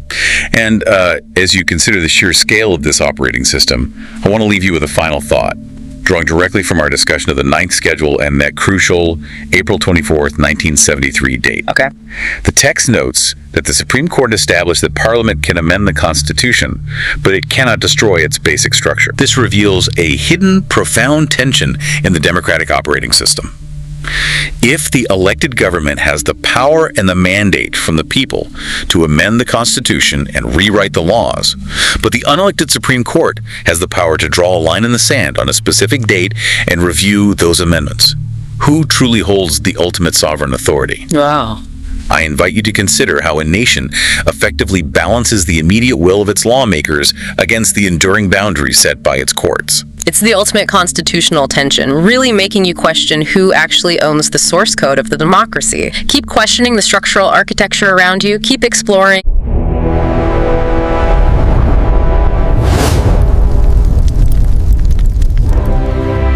Imagine, if you will, just looking at a brightly colored physical map of India from the year 1950. Oh, yeah. That is a wild thing to actually see. Right, because you trace the outer borders with your finger, Yeah. and you see the massive shield of the Himalayas in the north, those long coastlines tapering down in the south.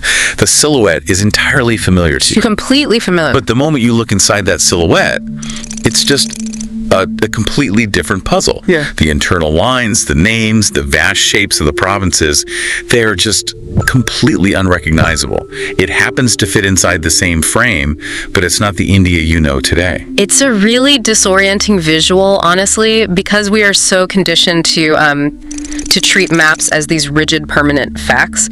We look at a border and assume it was just carved in stone by history. Yeah. But the internal geography of India over the last 70-some years is incredibly fluid. It's a map that is constantly rewriting itself. Which brings up a massive question for today.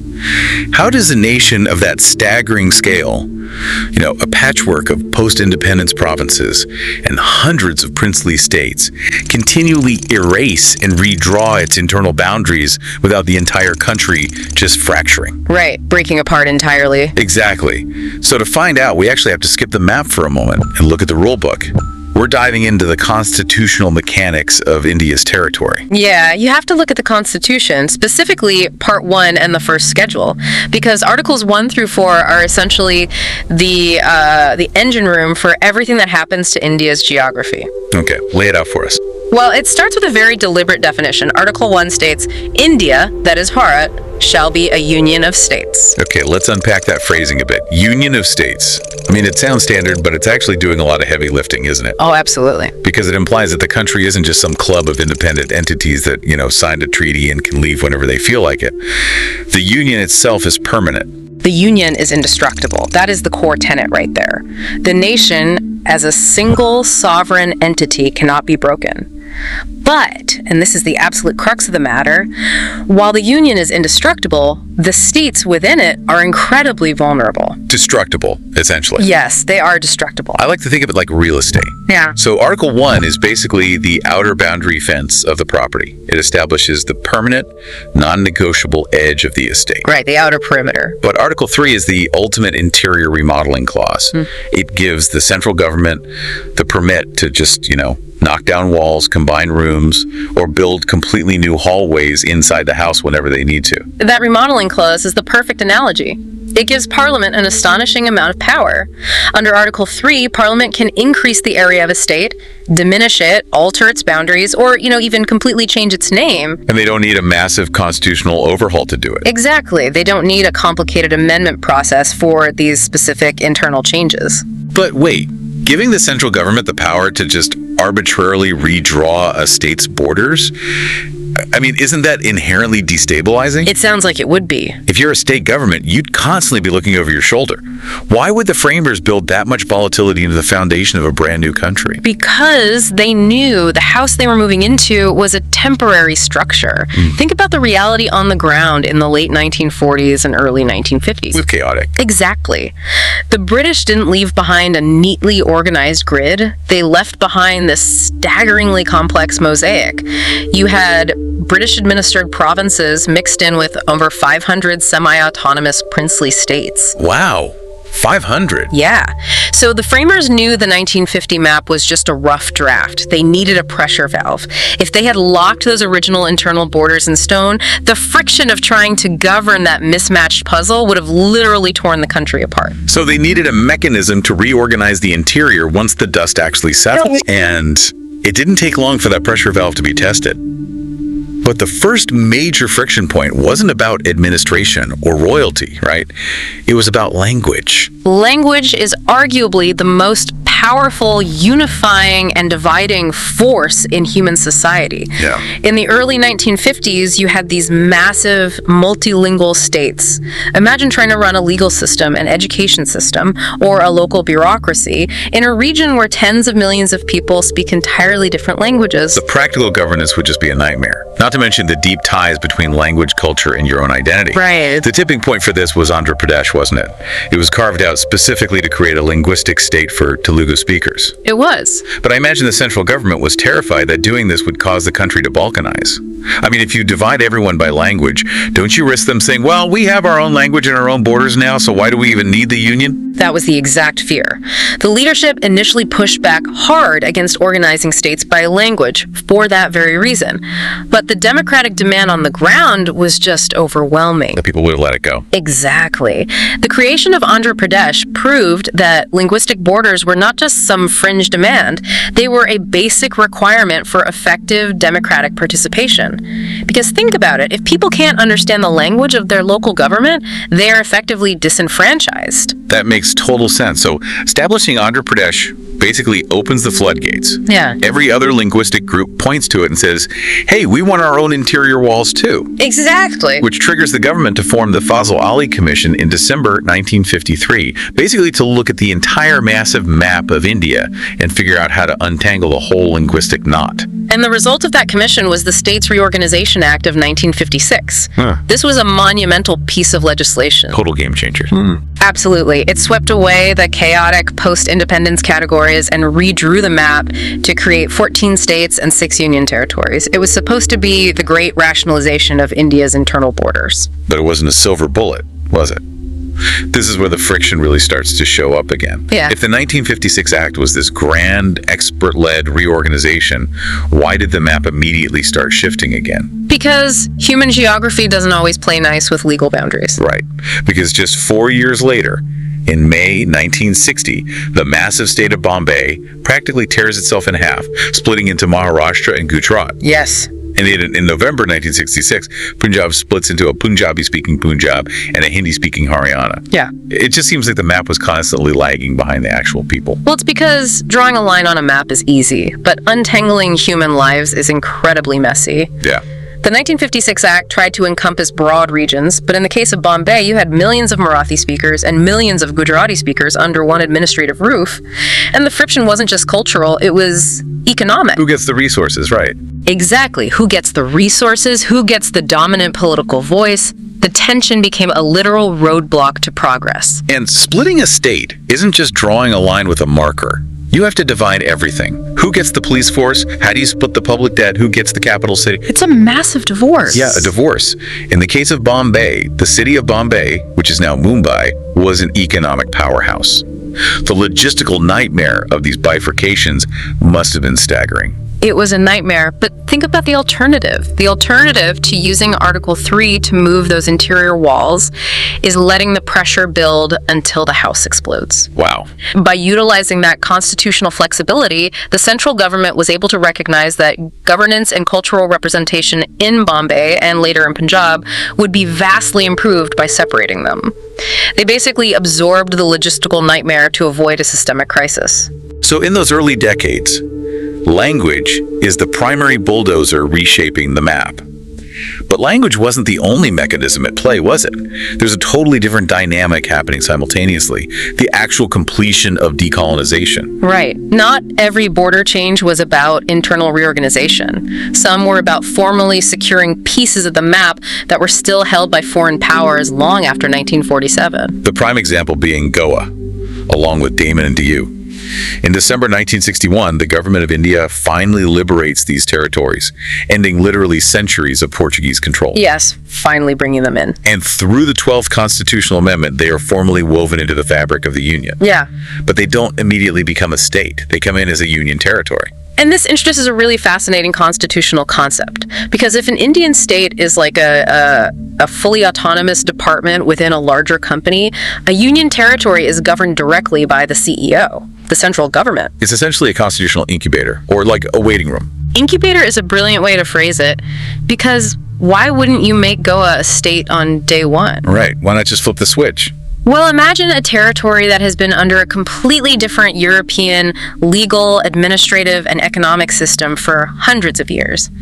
You cannot just flip a switch and expect it to seamlessly function as a self-governing Indian state overnight. The shock to the system would be too much. Exactly. It needed direct central administration, resources, and time to integrate its systems with the rest of the country. And we can track that exact incubation period. Goa comes in as a union territory in 1961, and it takes 26 years before it finally graduates and is accorded full statehood on May 30th, 1987. It's a long process, and it wasn't the only one. We see a whole cascade of territories graduating from the incubator in the 1970s and 80s. Oh, really? Who else? You had Himachal Pradesh in 1971, Manipur, Tripura, and Meghalaya in 1972, Sikkim in 1975, and then Mizoram and Arunachal Pradesh alongside Goa in 1987. That's a ton of movement. Some of these were union territories, some had unique historical treaties, but the mechanism of Article 3 allowed the Constitution to stretch, accommodate their unique circumstances, and gradually bring them into the fold as full states when they were administratively and politically ready. It's also a pressure relief valve for distinct political movements, too. I'm looking at the creation of Nagaland in December 1963. Assam was bifurcated to create it. Right. This wasn't just a bureaucracy optimizing a spreadsheet. This was a direct constitutional response to the Naga movement, a distinct cultural and political push for self-governance. Article 3 provided a way to say, we hear you, here is your room in the house, but you remain under the roof of the Union. And that proves the genius of the framers. The framework bended instead of breaking. But what's interesting is how the reason for bending the framework shifts over time. How so? Well, as we cross into the year 2000, the driving force behind redrawing the map changes completely. Yeah, we move away from the friction of language and identity, and we enter the era of, well, corporate restructuring, basically. The year 2000 is a blockbuster year for the map. We see a trio of brand new states created. Chhattisgarh is carved out of Madhya Pradesh. Uttaranchal, which we now call Uttarakhand, is created from Uttar Pradesh, and Jharkhand is born from Bihar. Now look at the parent states you just named. Madhya Pradesh, Uttar Pradesh, Bihar. These aren't just states. In terms of land mass and population, they're the size of major European countries. They're massive.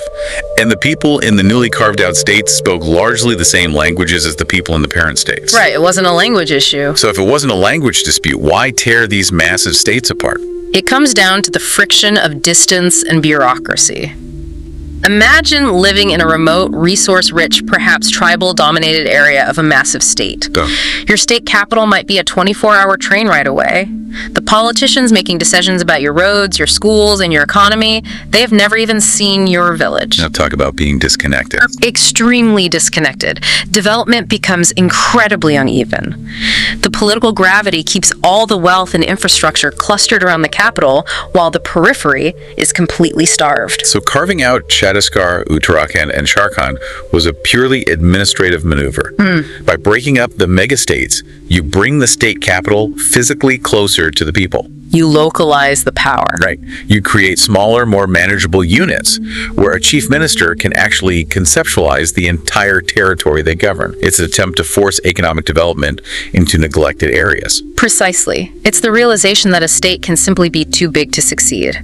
And we see that identical logic applied again recently in June 2014 with the creation of Telangana. Oh, right. It was carved out of Andhra Pradesh to become the 29th state. Exactly. Which is incredibly poetic when you think about it. Yeah. Andhra Pradesh was the original linguistic catalyst in the 1950s that started this whole process. Full circle. And 60 years later, the internal walls of that very state are moved again.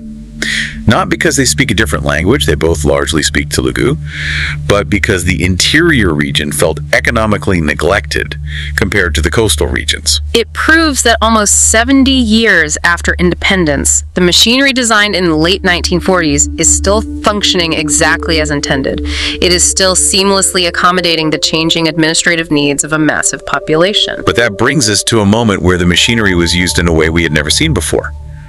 We have to look at the most dramatic application of constitutional reorganization in India's history. The 2019 reorganization of Jammu and Kashmir. This is a major pivot. And just to be completely clear to you listening, we are going to look strictly at the mechanical legislative timeline of what happened here, focusing purely on how the Constitution was utilized. Yes, the historical baseline is crucial to understand the mechanics here. For decades, the state of Jammu and Kashmir operated under a highly specific constitutional framework. Article 370 of the Indian Constitution conferred a special autonomous status upon the state.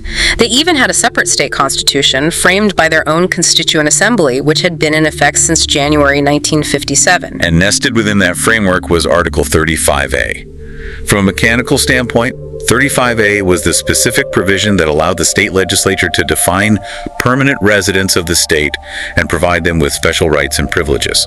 Especially regarding things like owning property or getting government jobs. So you have a state that is integrated into the union, but operating with a very thick, highly customized interior wall separating it from the rest of the constitutional house. That's a good way to picture it. But in the summer of 2019, that architecture was fundamentally altered. On August 5, 2019, a presidential order was issued that essentially neutralized that special status. It abrogated the vast majority of the provisions of Article 370. Yes. The only exception was Article 371, which is what ties the state to the Indian Constitution. And with the sweeping away of those special provisions, the mechanisms of Article 35A automatically ceased to exist as well. The thick interior wall was removed. Removed entirely. But the presidential order was only the first step. What followed immediately was a profound, unprecedented use of the reorganization powers we've been tracking this entire time. The Article 3 powers. Exactly. On that exact same day, August 5, the Union Ministry of Home Affairs introduced the Jammu and Kashmir Reorganization Bill 2019 in Parliament. The speed of this was just astonishing. The bill passes through Parliament and the president signs off on it just 4 days later, on August 9th. Very fast. And the mechanics of this bill are implemented on October 31st, 2019. The state of Jammu and Kashmir is officially bifurcated.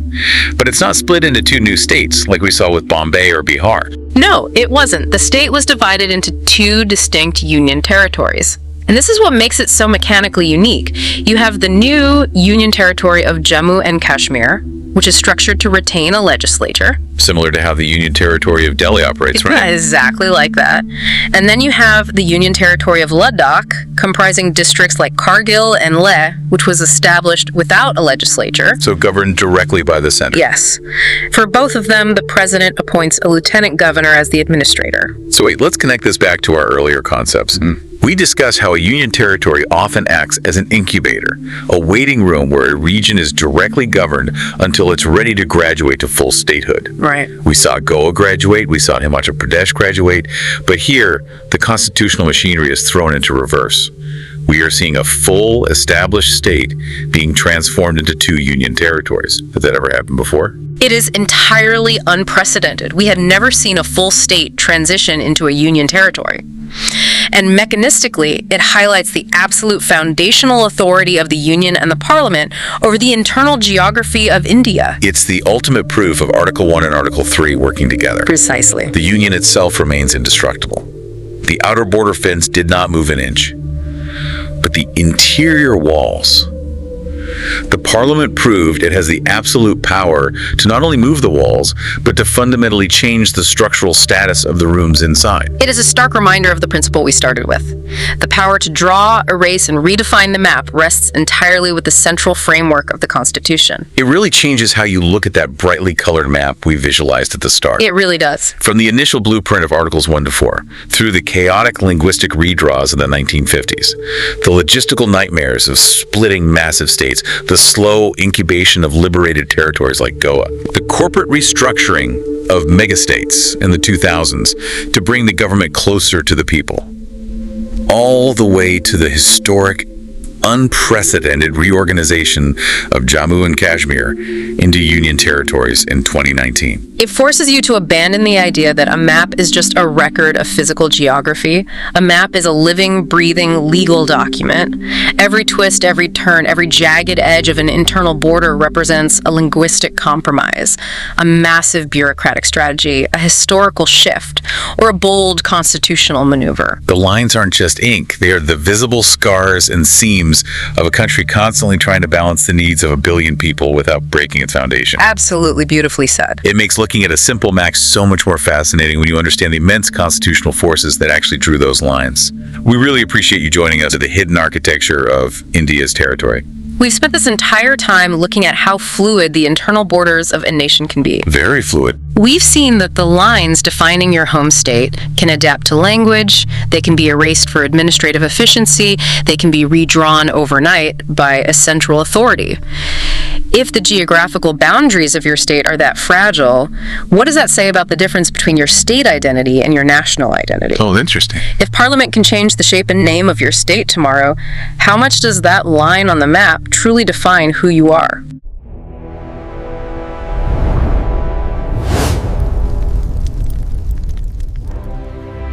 You can lose your Indian citizenship for committing treason, or, for secretly getting a different passport. Right. Or, and this is the crazy one, legally speaking, you can lose it by becoming a monk and completely renouncing the material world. Yeah, that one always surprises people. I mean, it really stopped me in my tracks. A passport, a stamp, a form to fill out. Just paperwork, basically. Exactly.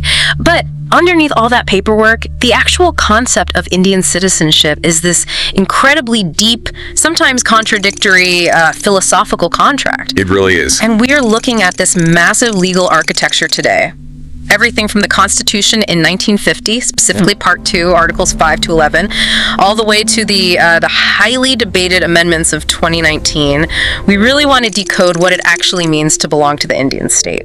And it's a fascinating framework to unpack because, when you trace these laws governing who actually gets to call themselves a citizen, you weren't just reading dry legal code. Right, it's way more than that. You are watching the nation's anxieties, its geopolitical struggles, and, its foundational ideals evolve in real time. And to even begin to understand how you get that citizenship or how you lose it, we really have to start with a massive contradiction that caught my eye right off the bat.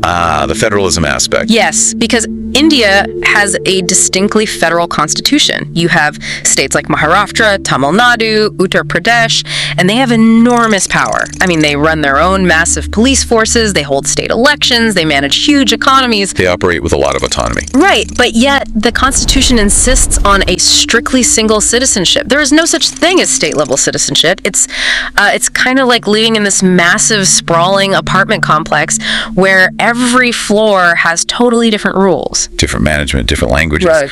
Exactly. But everyone is forced to share the exact same master key to the front door.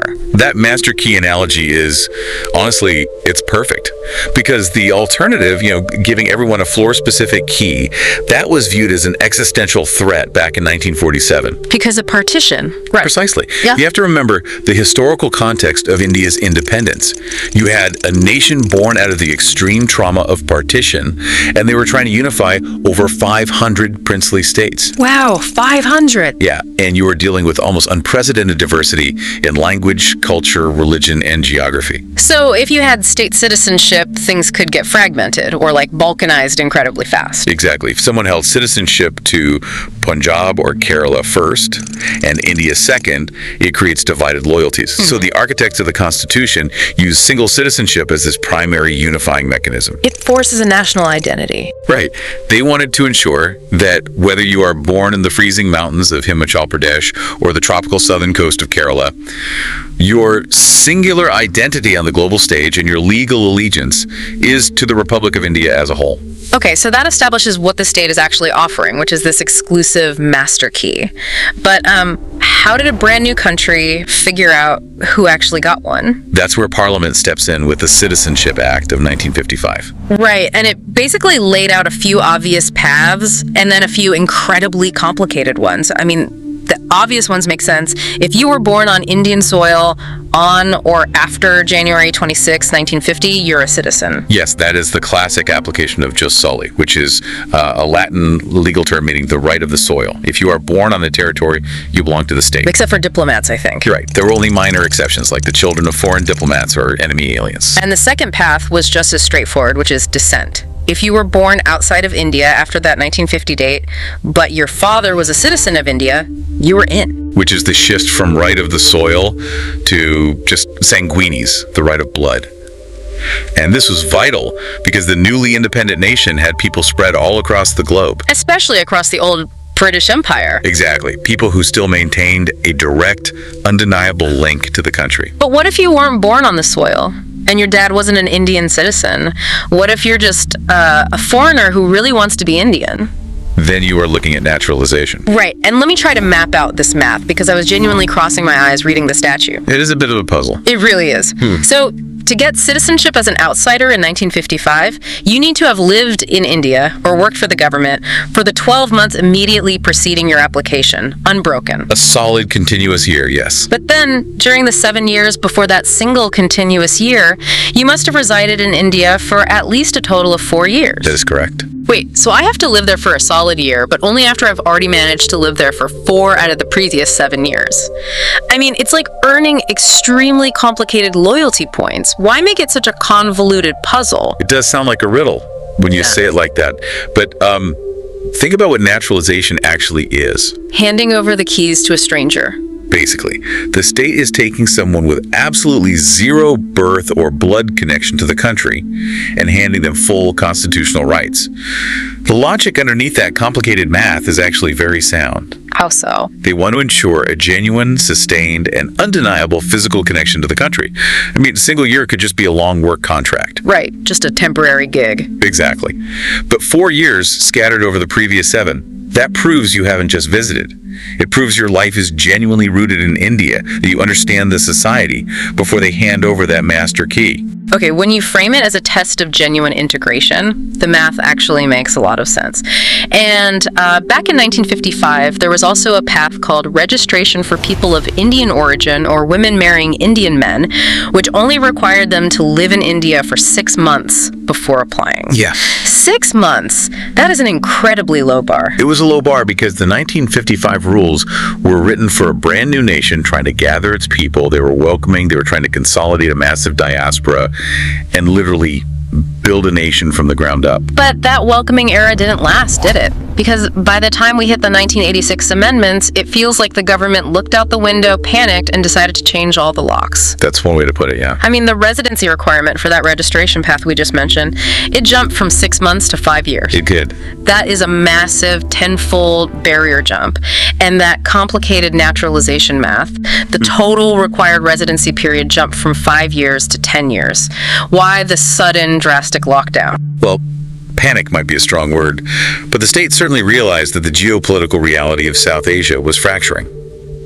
By the 1980s, India was facing massive migration pressures. Right, from neighboring countries. Exactly. You had the aftermath of the 1971 Bangladesh Liberation War, which pushed millions of refugees across porous borders. You had immense unrest in border states like Assam over undocumented immigration changing local demographics. So the laws had to react to the reality on the ground. The state couldn't afford to just be a welcoming haven anymore. Exactly. This 1986 amendment marks a profound transition. You are watching the Indian state shift from a newly independent nation, one that was relatively relaxed about its borders, into a mature defensive state. And a mature state guards the door. Right. It has to strictly control its borders, manage immense immigration pressures, and deeply protect the value and exclusivity of its citizenship. The doors didn't close entirely, but as you said, the locks became much heavier. They also changed the birthright rules, right? Yes.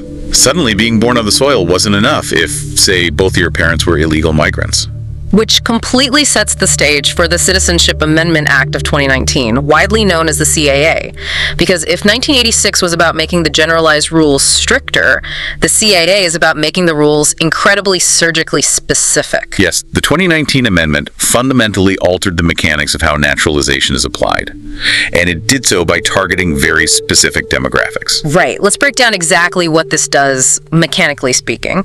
Because effective early 2020, the CAA amends that old 1955 framework to grant citizenship eligibility to migrants who entered the country illegally. But under very strict conditions. Very strict. It only applies to 6 specific religious communities: Hindu, Sikh, Buddhist, Jain, Parsi, and Christian. Right. Furthermore, it only applies to migrants from 3 specific neighboring countries: Afghanistan, Bangladesh, and Pakistan.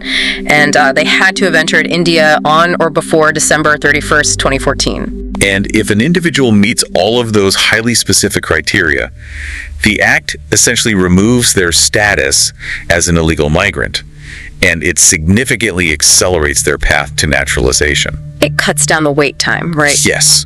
That complex timeline we discussed earlier gets reduced from 6 years down to 5 years for these groups. Wait, so they took a secular, generalized naturalization process and explicitly injected specific religious criteria and specific neighboring countries into it. That seems like a massive structural departure from the 1955 baseline. It is a profound structural shift. By explicitly naming religious communities, the state moved away from its previously religion-neutral naturalization laws. And that caused a huge uproar. It sparked massive, intense debate regarding secularism and the constitutionality of the act.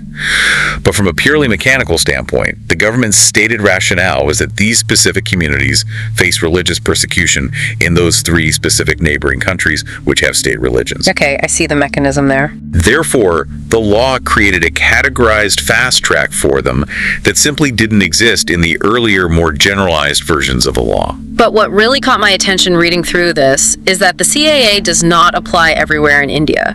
The law actually carves out massive geographical exceptions. Yes, it is highly localized in its application. It explicitly excludes tribal areas included in the 6th schedule of the Constitution, which covers specific regions in Assam, Meghalaya, Mizoram, and Tripura. It also completely excludes areas covered under the interline permit system. Right. Now, what exactly is an interline permit? Why would the national government write a citizenship law and then say, well, it doesn't count in these specific states? It comes back to the immense diversity and fragility of certain regions in India. The interline permit is actually a legacy system dating back to the British era. It's essentially a protective buffer. The buffer against what? It means that even other Indian citizens need a special temporary travel pass to enter certain protected states like Arunachal Pradesh, Mizoram, and Nagaland. Wait, so an Indian citizen from Delhi can't just move to Nagaland and buy a house? Correct. The system is designed to protect the demographics, land rights, and culture of indigenous tribal populations from being completely overwhelmed by massive influxes of outsiders. Whether they are foreign or domestic. Exactly. Whether those outsiders are foreign migrants or just Indians from more heavily populated states. So when the CAA was passed to fast-track migrants, the government had to explicitly exclude these protected areas to prevent a demographic crisis in those fragile tribal regions. That is fascinating. It's like the federalism we talked about earlier reasserting itself. The national government says, here is a fast track to citizenship, but the protected regional states say, not in our backyard. Our demographics can't handle it. It's a very delicate balance of power. Okay, so we've covered the heavy locks, the complicated math, and the specific fast tracks into the country. Now we have to look at the exits, because finding the exit, or, being firmly pushed out the door, has some wildly unique provisions. The termination of citizenship is often overlooked in legal discussions, but the mechanisms of how the state severs its ties with an individual are incredibly revealing. So there are 3 primary ways your Indian citizenship ends. The first is renunciation. This is voluntary. You raise your hand and say, I'm giving up my Indian citizenship. But there are strings attached. Right. The state doesn't just let you walk away unconditionally. The law specifically notes you must be completely innocent. You can't just commit a massive financial fraud, hop on a plane, and instantly renounce your citizenship to avoid the consequences. Exactly. It prevents citizenship from being weaponized as a legal loophole to escape domestic justice or tax liability. Makes sense. The second way out is termination, and this is automatic. The moment an Indian citizen voluntarily acquires the passport of any other country, their Indian citizenship is immediately subjected to termination. This goes right back to that single citizenship rule from the very beginning. No dual loyalties allowed. Once you accept a master key to another building, your Indian key is electronically deactivated. It is a strict zero-tolerance policy on dual allegiance. But then we get to the third way, which is deprivation. This is the forced loss of citizenship. The government actively takes it away from you. And the causes listed are a wild mix. They cover a lot of ground. Yeah, if you acquired your citizenship through fraud, it's gone. If you commit treason or assist an enemy during wartime, they take it. That all makes sense. Standard sovereignty protection. Right. But then there's this clause. If you are sentenced to imprisonment for at least 2 years in any country, within 5 years of acquiring your citizenship by registration or naturalization, you lose it. Yes. They essentially put you on a 5-year international probation period. It is a brilliant, highly pragmatic clause. The state is essentially saying, we granted you this profound constitutional status based on the presumption of your good character and your desire to integrate. And if you mess... Exactly. If you prove us wrong by committing a major felony anywhere in the world within the first 5 years, we consider the agreement void. You break the trust, you lose the passport. But here is the clause that absolutely stopped me in my tracks. It's tucked right at the end of the deprivation list. You lose your Indian citizenship if you adopt asceticism, or sannyas, which is the formal traditional renunciation of the world. Ah, yes. Hold up. You can literally be stripped of your passport for meditating too hard. You lose your citizenship by becoming a monk. It sounds absurd to a modern Western legal mind, doesn't it? But it perfectly highlights the philosophical underpinning of what citizenship actually is in the eyes of the state. How so? Because, it feels like a massive overreach to police someone's spiritual life. It's not policing, though. It's mutual agreement. Think about what citizenship demands. It is a material legal contract between an individual and the state. Okay. It involves rights, but it heavily involves duties. Paying taxes, obeying secular laws, participating in the civic life of the nation, being accountable to courts. Sannyas, in the traditional Indian context, isn't just a weekend meditation retreat. It's way more intense than that. It is the ultimate, irreversible spiritual vow to completely detach from all material ties, societal obligations, property ownership, and worldly identities. So you are legally declaring that you are no longer a part of material society. You are dead to the world, essentially. Precisely. So, legally speaking, if an individual formally declares a total permanent renunciation of the material world and all earthly societal bonds, the state essentially nods, respects that immense spiritual decision, and agrees to void your civic contract. Wow. You cannot be bound by the tax codes and penal obligations of a state if you have formally renounced the very material reality that the state exists in. That is profoundly deep for a piece of legal code. It respects the spiritual tradition by actually acknowledging it in the hard legal framework. If you say society is an illusion, the state says, all right, well, we won't bother you for taxes. Exactly. Wow. Okay, so we've looked at the people fiercely guarding the doors and the people who spiritually leave the building entirely. But what about the massive gray area, the diaspora? This is perhaps the most economically vital part of modern Indian citizenship policy. Right, because what happens to you if you leave India, you move abroad to Silicon Valley or London, but you don't want to fully sever your ties. You have a massive global diaspora, but you also have that strict rule against dual citizenship. Which presents a huge problem for the state. So the government created a middle ground framework designed specifically for these people, categorizing them into 3 distinct buckets: NRI, PIO, and OCI. And understanding the difference is key because people mix these up all the time. They are completely distinct legal statuses with vastly different rights. Let's lay them out. First, you have the NRI, the non-resident Indian. Legally, these are just Indians residing outside India temporarily. They retain their full citizenship and, crucially, their voting rights. They are 100% Indian citizens, holding Indian passports, subject to Indian laws, who simply happen to have a foreign address for work or study at the moment. Then you have the PIO, person of Indian origin. These are individuals who reside abroad permanently and hold a foreign passport, but their parents or grandparents were once citizens of India. Right. Maybe they trace their lineage back to undivided India, meaning the territorial borders before the 1947 partition. Yes. They have the bloodline, the cultural connection, but absolutely no legal document tying them to the modern Indian state. Correct. Legally, they belong entirely to another sovereign state now. And finally, you have the OCI, the Overseas Citizenship of India. Now, this is a specific scheme introduced much later that grants certain PIOs very specific privileges. Highly sought after privileges. Yeah, it provides them with lifelong visa-free travel to India, along with various educational, economic, and cultural benefits. They can buy non-agricultural land, they can run businesses. So to go back to our apartment complex analogy, Let's hear it. an NRI is still a full voting tenant who just happens to be away on a business trip. But an OCI is like having a VIP lifelong guest pass. You get the perks of hanging out in the building, you can do business in the lobby, but you aren't a tenant, and you absolutely do not get to vote in the tenant association meetings. That VIP guest pass analogy is incredibly accurate. And if you look at the strategic genius of the OCI scheme, it brilliantly solves the core tension we discussed at the very beginning. The strict ban on dual citizenship. Precisely. The Constitution strictly forbids dual citizenship to prevent divided loyalties.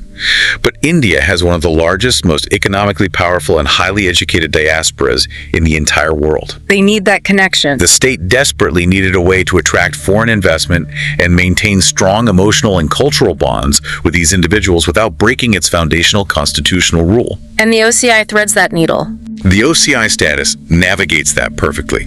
It offers the feeling, the dignity, and many of the practical economic benefits of belonging, without violating the strict legal exclusivity of the Indian passport. It's a highly pragmatic workaround for a modern, hyper-globalized world, which really brings us full circle. When we started, we talked about citizenship feeling like a dry, bureaucratic transaction. But looking at the evolution of these laws, it is so clear that citizenship isn't just a document. No, not at all. It is a highly complex, constantly evolving contract. A contract that acts as a mirror for the nation itself. Exactly. It started out broad and welcoming in 1955 when a traumatized, newly independent nation was just trying to gather its people. It tightened up defensively in 1986 as the state matured and faced the realities of border crises. Then shifted again in 2019. Right. It got incredibly specific and highly controversial with the CAA, fundamentally shifting its structural logic. It created a genius VIP guest pass for its economic diaspora with the OCI. And amazingly, it even leaves a legal loophole for those who choose to renounce the material world entirely. It really is a living, breathing legal architecture. It adapts because the definition of who belongs is never truly settled. Never.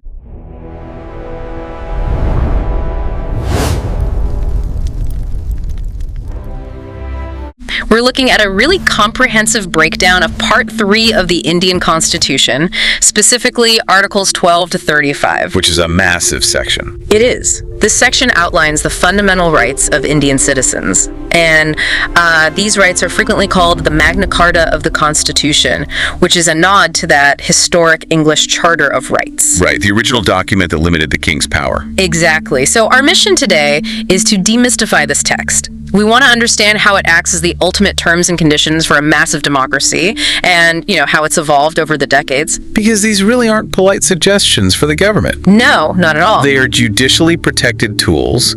They are designed to actively limit the power of the state. And understanding this document helps you the listener, recognize that incredibly delicate, everyday balance between state power and your individual liberty. Yeah, because I think it's easy to look at a constitution as just dry legalese. Yeah. Or some historical artifact locked in a museum display. Oh, absolutely. But it's actually a living shield. It dictates exactly where the government's authority ends and where your absolute right to exist freely begins. So before we jump into what these rights look like today, we kind of need to look backwards. We do. The history is crucial here. Yeah, because the blueprint for these rights didn't magically appear in 1950 when the Constitution came into effect. The demand was this decades-long struggle. Right. Our sources actually trace the roots all the way back to 1925 with Mrs. Annie Besant's Commonwealth of India Bill and then the Nehru Report in 1928. Yeah, and the momentum really solidified a few years later at the Karachi session of the Indian National Congress. That was in 1931. Okay, 1931. Yes, presided over by Sardar Vallabhbhai Patel. And Jawaharlal Nehru actually prepared the draft demanding these fundamental rights in their manifesto. Wow, so this was brewing for a long time. Exactly. The framers of the Constitution were forging these rights in the literal fire of an independence movement. They had lived under colonial rule, Right, they knew it firsthand. They knew intimately what it felt like to be stripped of basic liberties. Okay, let's unpack this, because there is a major plot twist early in this historical timeline. Oh, the missing right. Yes. When the Constitution originally launched, it guaranteed 7 fundamental rights. But if you look at the list today, there are only 6. Yep, one got cut. The right to property. It was covered under Articles 31 and 19A, but it was stripped of its fundamental status by the 44th Constitutional Amendment in 1978. It was moved, yeah. Right. It became just a standard legal right under Article 300A. To me, this is like holding a VIP all-access pass and suddenly getting downgraded to general admission. That is a great way to put it. But why would a democracy intentionally remove a fundamental right from its own citizens? That seems wild. It does feel counterintuitive, right? Yeah. Like you're taking it right away.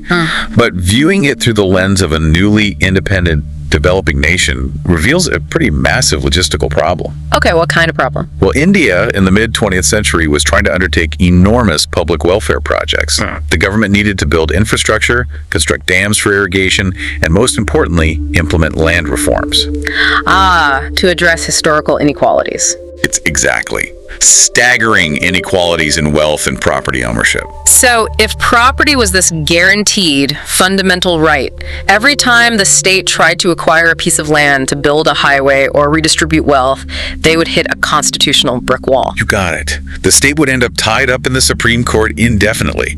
I mean, landowners could simply point to the Constitution and halt national development. So it's just gridlock. Total gridlock. By moving the right to property to a legal right, the state gained the necessary flexibility to govern and actually develop the country. But people didn't just lose their houses, right? No.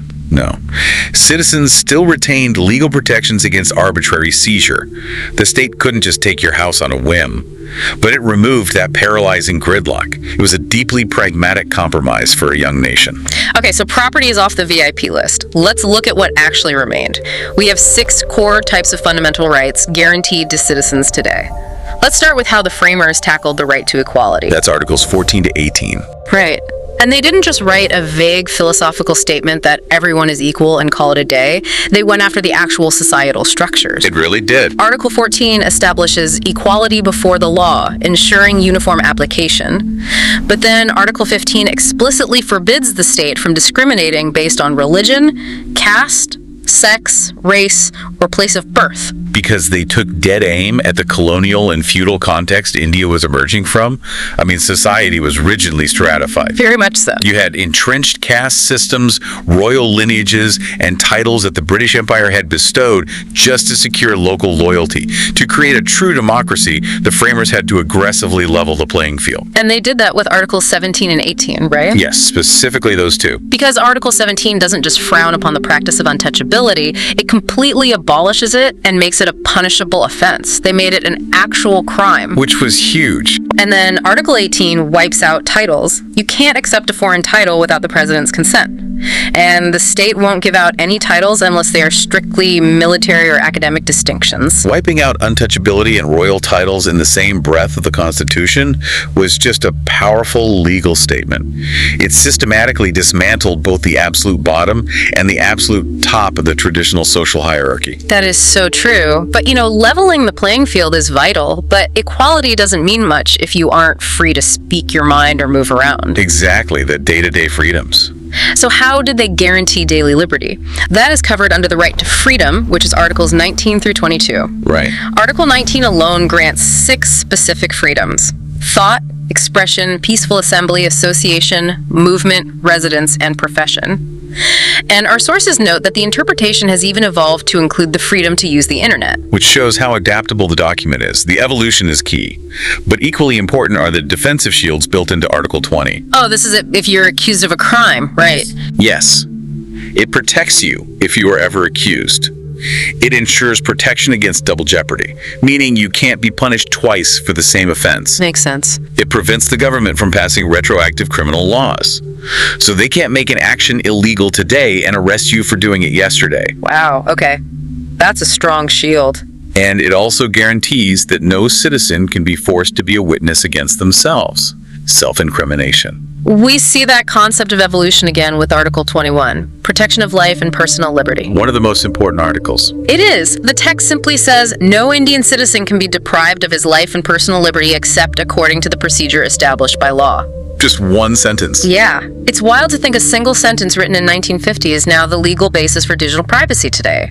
Our sources say in 2014, the Supreme Court expanded the word life to include the life of animals. Yes, Animal Welfare Board of India case. And then in 2017, they declared the right to privacy as a fundamental right, viewing it as intrinsic to personal liberty. It forces you to look at the Constitution as like a piece of software getting updated for the modern era. The framers were remarkably prescient. They used broad foundational language because they understood society would change. Right, they didn't try to list everything. Exactly. If they had attempted to exhaustively list every single aspect of liberty in 1950, the document would have become obsolete the moment new technologies emerged. By keeping the language of Article 21 broad, the judiciary can expand the umbrella of rights as our societal understanding of a dignified life deepens. So a dignified life isn't just about breathing anymore. No, a dignified life is no longer just about having a pulse. It encompasses environmental protections, privacy, and bodily autonomy. And we even see amendments reflecting that deepened understanding, right? Like Article 21A, which was added in 2002. Yes, the 86th Amendment. Right, which guarantees free and compulsory education for children aged 6 to 14.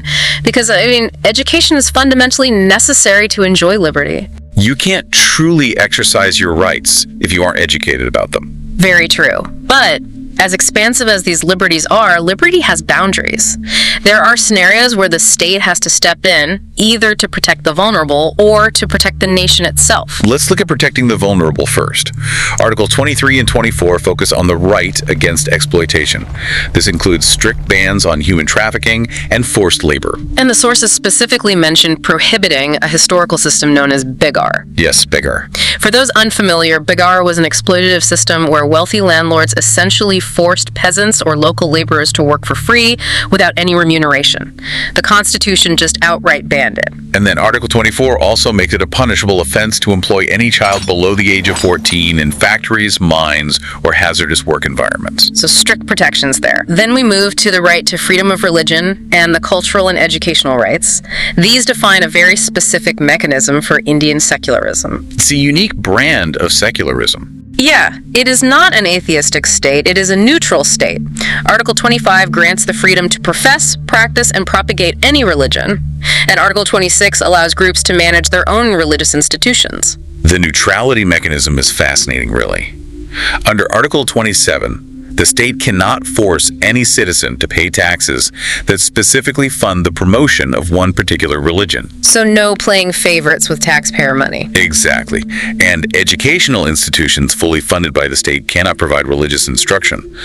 Plus, minority communities with a distinct language or culture have an absolute right to conserve it under Articles 29 and 30. The state ensures you have total freedom of personal belief, but keeps public resources completely out of the favoritism game. It's a really smart balance. Manages a complex society beautifully. But, there is another mechanism in the Constitution that balances personal liberty against a much harsher reality. Oh, national security. Yes. This is found under Article 22 regarding preventive detention. Okay, this part is intense. Our sources state that under preventive detention, a person can be arrested before they have committed an offense. The objective is not to punish them for a crime, but to stop them from committing one in the name of state security or public order. Wait, arresting someone for a crime they might commit? It sounds extreme. It feels like stepping straight into that sci-fi movie Minority Report. Locking up a healthy person just in case seems like a glaring contradiction to all those freedoms we just explored. How does a democracy justify this? It is deeply uncomfortable, and frankly, it remains one of the most heavily debated aspects of Indian constitutional law. But think of it less like Minority Report and more like a severe medical quarantine. Okay, a quarantine. If there is an incredibly lethal virus, health officials might isolate a person who has been exposed before they even show symptoms. You are restricting their freedom not as a punishment, but to stop a broader catastrophe. I see the logic there. The framers argued that civil rights cannot supersede the survival of the nation itself. If intelligence suggests an imminent threat, like a planned bombing, waiting for the crime to occur, defeats the fundamental purpose of the state protecting its people. I understand the survival argument, I do, but the potential for abuse is astronomical. If a government can lock you up because they deem you a threat to public order, what stops them from labeling political opponents or activists as threats and quarantining them in a jail cell? And that specific fear is why strict safeguards were built in. The state cannot just lock someone away in a dark hole indefinitely. What are the limits? A person can only be held under preventive detention for a maximum of 3 months. If the state wishes to extend that detention, they have to prove their case to an independent advisory board, usually consisting of high court judges. So there is oversight. Yes.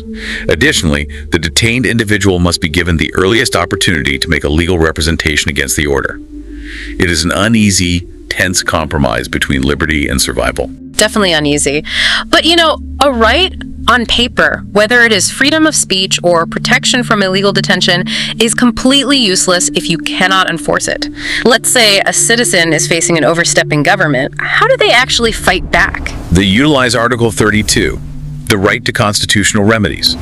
Dr. B.R. Ambedkar, who was the chief architect of the Constitution, referred to Article 32 as the heart and soul of the entire document. The heart and soul, that's a big title. Well, a constitution without an enforcement mechanism is just a list of wishes. That makes total sense. So Article 32 essentially designates the Supreme Court as the explicit protector of these rights. If your fundamental rights are violated, you don't have to start at the local magistrate and spend 20 years appealing your way up the legal ladder. No, you skipped the line. You have the right to go directly to the Supreme Court. Exactly.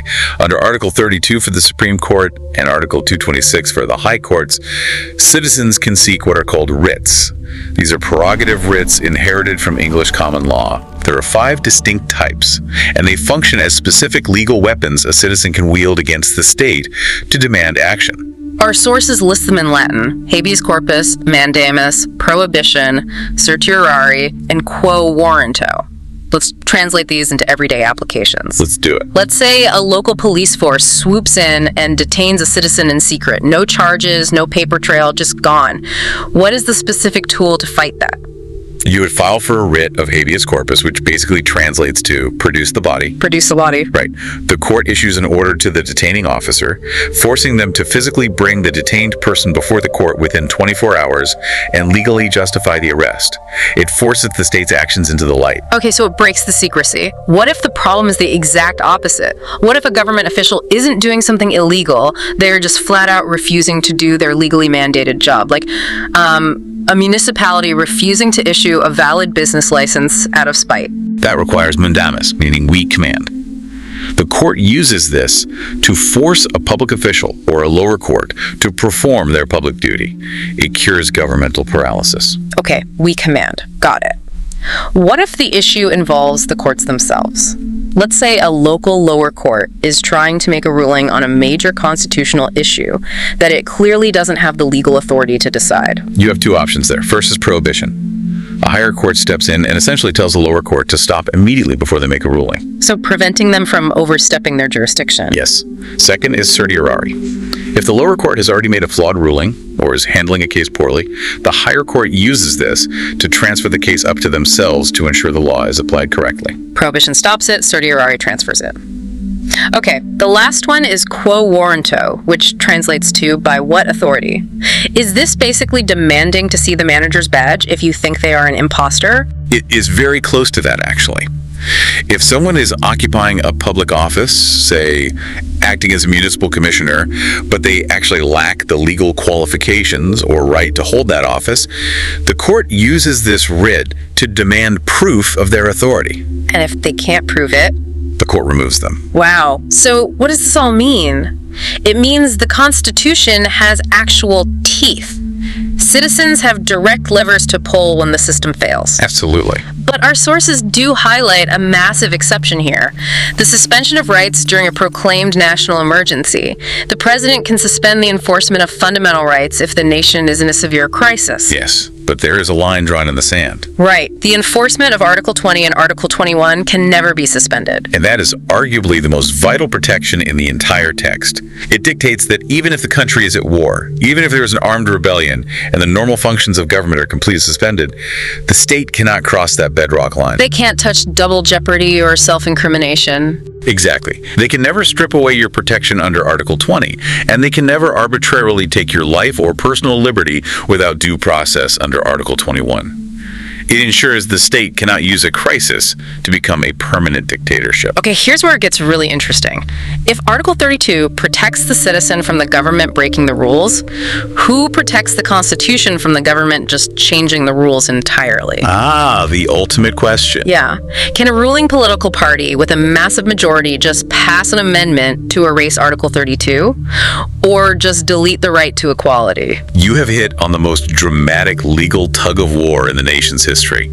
For decades, there was a fierce clash between Parliament, which argued it represented the democratic will of the people and could change anything, and the Supreme Court, which saw itself as the guardian of the Constitution's integrity. The sources outline the three major rounds of this fight. Round one is the Rajendra Prasad case in 1952.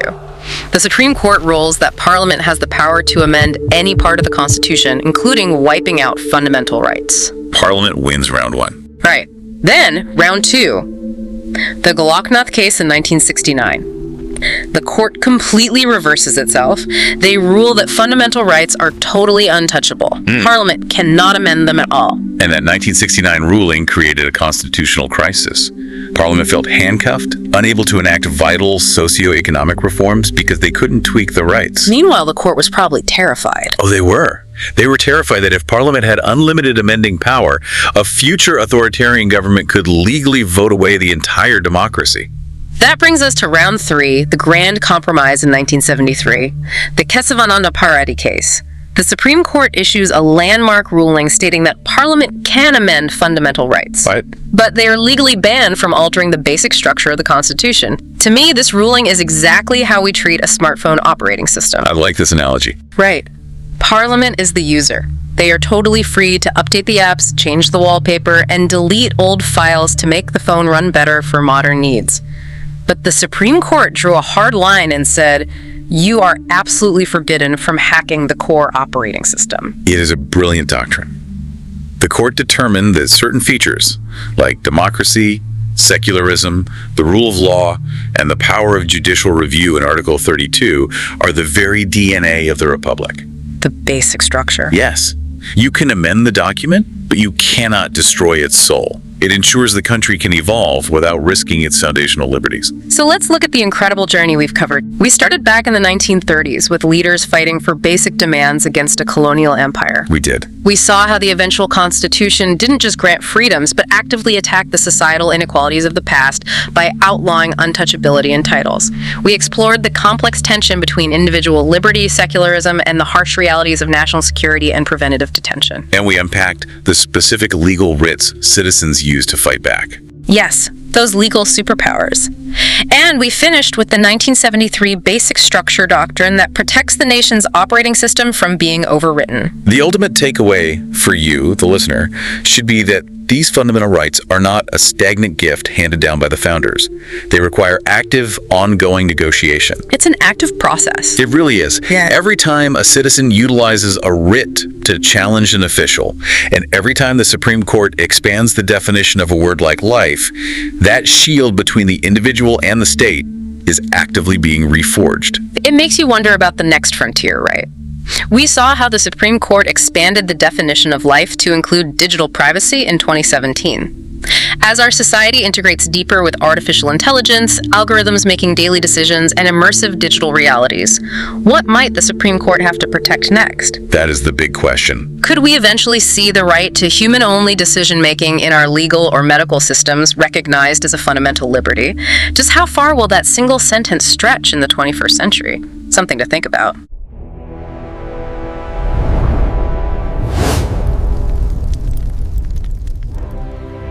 Think for a moment about your relationship with the government. Okay.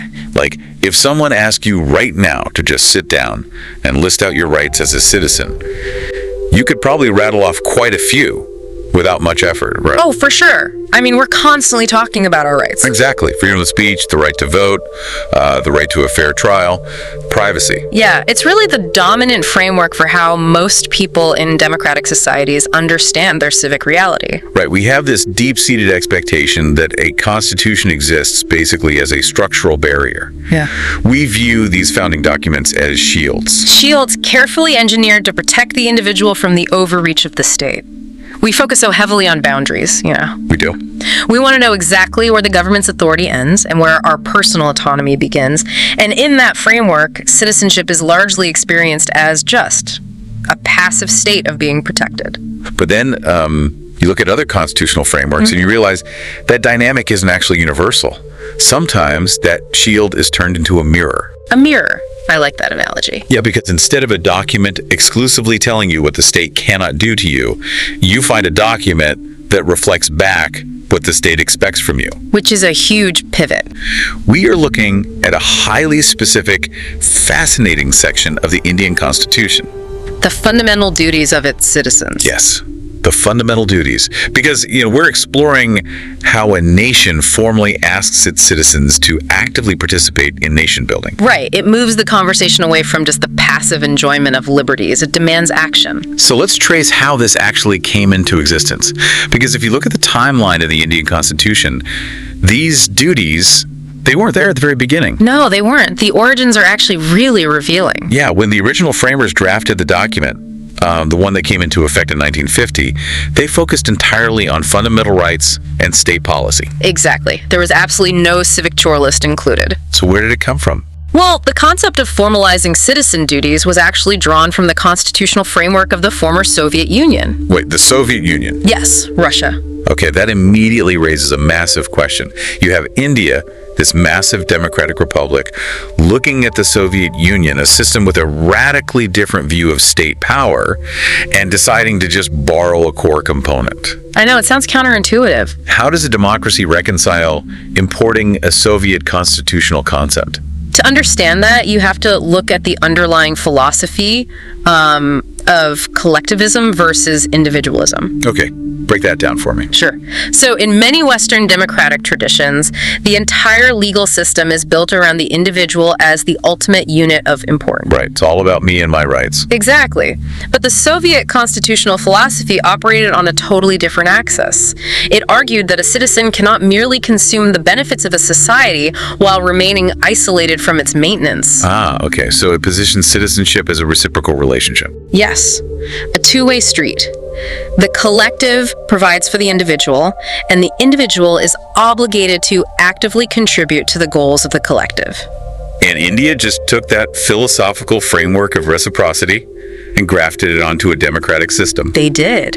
And our sources detail that this graft happened formally in 1976. Right, based on the recommendation of the Sardar Swaran Singh Committee. Exactly. Their recommendations culminated in the 42nd Constitutional Amendment Act, which added a single new article, Article 51A, under Part 4A. That's the one. That article houses all 11 of these duties. But see, when I read through a legal document and I see the word duty, I immediately look for the penalty clause. Oh, naturally. Like, if I refuse to perform these obligations, my logical assumption is that the state is going to punish me, right?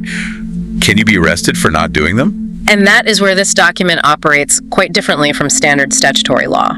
Our source material includes a really vital caveat, which is these fundamental duties cannot be enforced through the courts. Wait, really? Not at all. Not at all.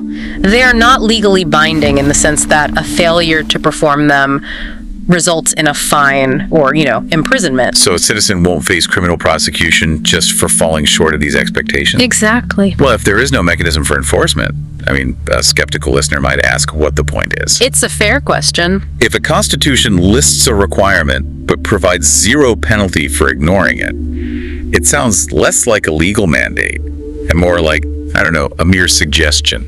It can definitely look that way on the surface, but it actually functions as what the legal framework describes as a directional philosophy. Directional philosophy. How does that work mechanically? Think about how courts operate when the law isn't entirely black and white. Which is most of the time. Right. Judges frequently have to weigh competing interests. So if a citizen claims their fundamental rights are being infringed upon by a new law, the court doesn't just look at that right in a vacuum. Oh, I see. They use these fundamental duties as a compass. Exactly. A philosophical compass to interpret the Constitution. If a law restricts a right, but that restriction is designed to help citizens achieve one of these constitutional duties, a judge might rule that the restriction is reasonable. Wow. So the duties don't put people in jail, but they actively tip the scales of constitutional interpretation? Yes. They define the parameters of a responsible citizen to help the legal system balance individual liberty against collective well-being. That context completely changes how we should read the text of these duties. They aren't criminal statutes, they are basically load-bearing philosophical walls. That's a great way to put it. So let's actually look at what these are. The first set of obligations focuses entirely on establishing the baseline relationship between the citizen and the state itself. Right, duties 1 through 4. Yeah.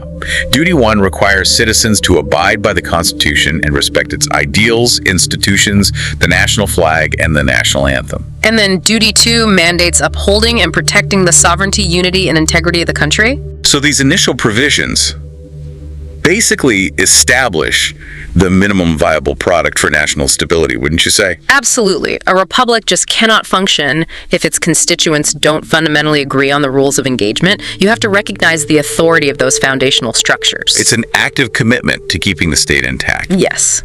But Duty 3 is where it gets really interesting historically. Oh, Duty 3 is what really caught my attention. It states, it is the duty of citizens to assimilate and follow the noble ideals that inspire the national struggle for freedom. The specific wording there is crucial. Right. The word assimilate is doing a tremendous amount of heavy lifting there. They didn't ask citizens to merely remember the freedom struggle. No, they didn't ask them to just study it in a textbook or respect it from afar. To assimilate something means to absorb it so thoroughly that it integrates into your own system. Exactly. It takes a historical event from the past and forces it to become a lived, daily psychological practice for the citizen today. That is wild.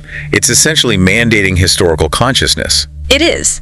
The drafters recognized that the independence of the nation was not just a static, finished project. It's ongoing. Right. By requiring citizens to assimilate those ideals like self-determination, sacrifice, resilience, the Constitution is trying to ensure that the psychological fuel that built the nation continues to propel it forward. It demands a reverence for the past to secure the future. Beautifully said. And that moves perfectly into the physical requirement that follows in Duty 4. Yes, where citizens are obligated to defend the country and render national service when called upon. This shifts the relationship from internal assimilation to external physical action. It creates an architecture of national survival. The citizen is explicitly named as the ultimate defense mechanism of the republic. But, a state isn't solely defined by its borders or its flag or its defense forces. Right. A nation is ultimately a collection of individuals trying to coexist. Exactly. And as we move further down the list of duties, the focus shifts outward from the machinery of the state itself and points directly at the social fabric. How citizens are expected to treat one another. Right. This brings us to duties 5 and 6. Which are all about society, harmony, and cultural heritage. Duty 5 mandates that citizens promote harmony and the spirit of brotherhood, transcending religion, language, region, or caste and class. And it attaches a very specific, very important clause to that. Yes, it explicitly requires citizens to renounce practices derogatory to the dignity of women. You have to consider the immense complexity of the society this document is governing.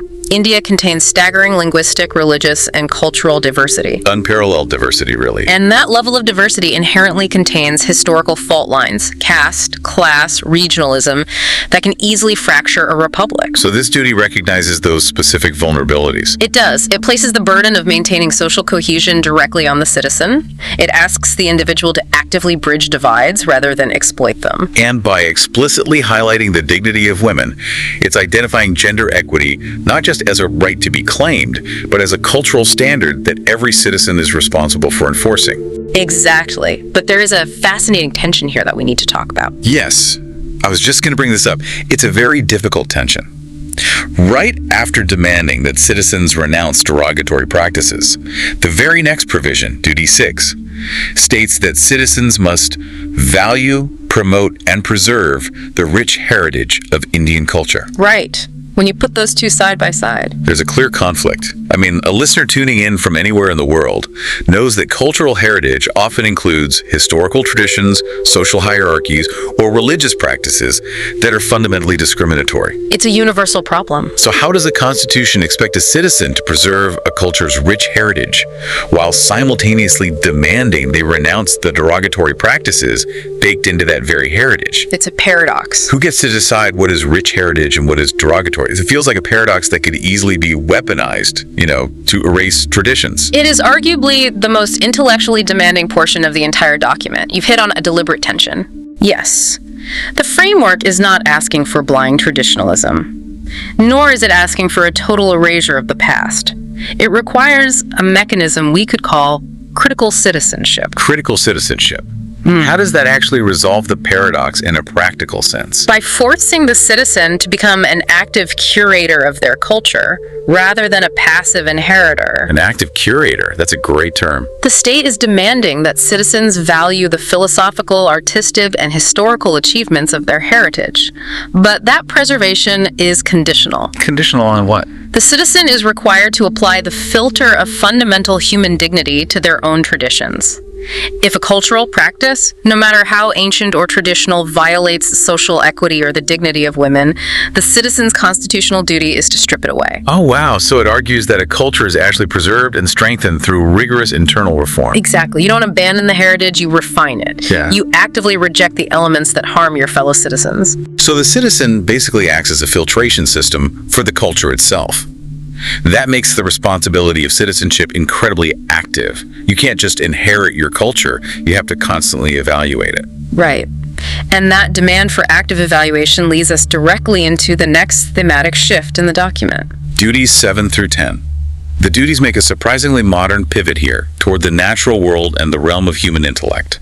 Let's look at Duty 7 first. It's a mandate to protect and improve the natural environment, including forests, lakes, rivers, and wildlife. But it doesn't stop at environmental management. It includes the phrase, and to have compassion for them. Compassion for them. It's so striking to see that in a legal framework. It really is. It moves totally beyond a utilitarian view of nature. It doesn't say, manage natural resources efficiently for economic output. Right. It codifies an emotional and ethical relationship between the human population and the physical landscape. It legally recognizes the environment as a living system requiring empathy. I just think that's incredible for a document from 1976. It was incredibly forward-thinking, and it's immediately paired with the directive regarding the intellectual landscape of the nation in Duty 8. Duty 8. This is the one I totally geeked out over. It states that a citizen must develop a scientific temper, maintain a humanistic outlook, and develop the spirit of inquiry, knowledge acquisition, and reform. The scientific temper. I mean, if you were listening to this from a highly individualistic society, the idea of a central government constitutionally mandating your internal intellectual framework might sound incredibly intrusive. It sounds like thought policing, if you don't understand the context. Exactly. The state is legally requesting that you approach the world with a specific mindset. But when you unpack the mechanics of a scientific temper, you see why it's framed as a national necessity. Right. It demands that citizens prioritize logic, seek empirical evidence, and remain open to changing their minds when presented with new data. Because a republic cannot effectively govern itself if its population is easily swayed by dogma. Or superstition, or mob mentality. Mandating a scientific temper is basically a defense mechanism against societal regression. It requires the population to approach national problems rationally. Yes. And this intellectual requirement is deeply interconnected with the next duty on the list, Duty 9, which requires citizens to, quote, safeguard public property, assimilate nonviolent thought, and abjure violence. The connection between the two is super clear when you think about the mechanics of social reform. How so? Well, if a population possesses a scientific temper and a spirit of inquiry, they understand that setting a public bus on fire, or rioting, does not actually solve a complex sociological or economic problem. Right. Violence is essentially a failure of logic. Exactly. Nonviolence is presented as the rational outcome of an inquiring humanistic mind. And all of these elements, compassion for the environment, intellectual rigor, nonviolence, they all culminate in Duty 10. The directive to strive continuously towards excellence in all spheres of individual or collective activity. The goal stated in the document is that the nation should constantly rise to higher levels of endeavor and achievement. The mechanism for national progress is the individual's pursuit of excellence in whatever role they occupy. When you look at that comprehensive list, drafted in 1976 based on the Swaran Singh Committee's recommendations, it seems to cover every conceivable angle of human behavior. It really does. It addresses the past, the defense of the borders, social cohesion, environmental empathy, and intellectual rigor. But an effective constitution must recognize its own blind spots as society evolves. And decades later, it became glaringly clear that this elaborate architecture of duties was missing one foundational piece: the engine required to make any of it actually work. Yes. Fast forward to 2002. The 86th Constitutional Amendment Act was passed, adding a single new mandate, Duty 11. And what does Duty 11 say? It became the duty of a parent or guardian to provide opportunities for education to his child or ward between the age of 6 to 14 years. Mechanically, you can see why this addition was absolutely necessary. We just spent all this time unpacking the heavy demands placed on the citizen. Heavy demands indeed. But how can a citizen critically evaluate their cultural heritage, or develop a complex scientific temper, or understand the nuances of the national struggle for freedom if they do not have baseline literacy and education? They cannot. It's impossible. Without education, the preceding 10 duties are purely theoretical concepts. Education is the operational prerequisite for an engaged citizenry. Exactly. But what makes this specific amendment remarkable is where it places the burden of that prerequisite. It shifts the responsibility directly into the living room. It does. Because most constitutional conversations about education focus on the state's obligation, right? Yeah. Building schools, hiring teachers. The infrastructure. But this duty frames education as an intimate, familial obligation.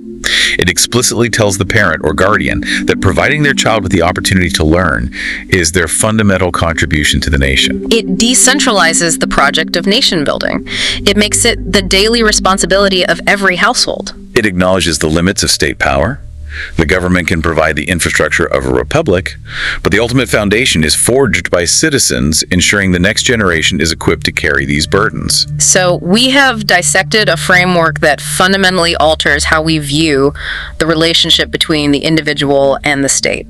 We started with a concept rooted in Soviet collectivism and watched how it was adopted into a democratic directional philosophy. We've seen how these duties demand that citizens assimilate history, act as critical filters for their own cultural heritage, approach the natural world with compassion, and maintain an empirical scientific temper, all driven by the engine of fundamental education. It reminds us that a functional society requires more than just individuals fiercely protecting their own boundaries. It requires a population willing to accept the friction and responsibility of active participation. While these are not criminal statutes, they provide a vital interpretive lens for the courts and a clear philosophical blueprint for what the Republic hopes its people will become. Which is incredibly powerful. I want you, the listener, to consider your own daily routines and community interactions. Even if you aren't bound by this specific constitution, the underlying philosophy is worth unpacking. Absolutely. What would happen if you actively adopted the mandate of a scientific temper in your professional life, demanding empirical evidence over established dogma? Or how would the dynamics of your local neighborhood change if protecting the local environment was viewed not just as a nice volunteer opportunity, but as a fundamental civic obligation? It prompts a necessary shift in perspective, moving your internal monologue from "what am I owed by my society" to "what does my society require me to survive?" It's a profound question to live with. And we noted that the original framework was constructed in the 1970s, and society evolved enough to necessitate a new duty regarding education in 2002. All right, society keeps changing. And today, we are living through another massive societal shift.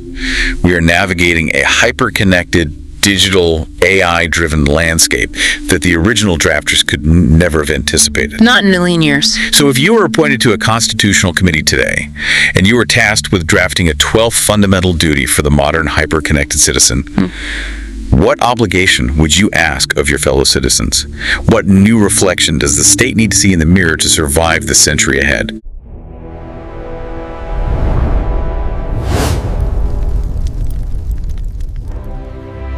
Part 4 of the Indian Constitution. And, well, to kick things off, I want you to just think about something for a second. Okay, what are we thinking about? So, when you or I decide to build something, right? Say, a house, or even just, put together a really complicated piece of furniture, we rely on a set of instructions. Right, a blueprint. Exactly, a blueprint. It tells us where the load-bearing walls go, what materials to use, where the screws fit. It's highly practical, and it's rigid. Very rigid, yeah. You don't want to improvise a load-bearing wall. Exactly. Yeah. But how do you write a blueprint for an entire nation? Like, how do you sit down and draft a set of instructions for hundreds of millions of people? That is, that's the million-dollar question, isn't it? Right. Because you aren't just aiming to build the rigid mechanics of a government. You're trying to actually define the highest ideals, the moral obligations, and really the very soul of a country. And it is a monumental, almost terrifying task when you really zoom out and look at it. You aren't just engineering a system of laws at that point. Oh, definitely not. You are trying to engineer a functional, equitable society from the ground up. I mean, you are literally defining what a good society even looks like for a newly independent nation. And that is exactly our mission on Today.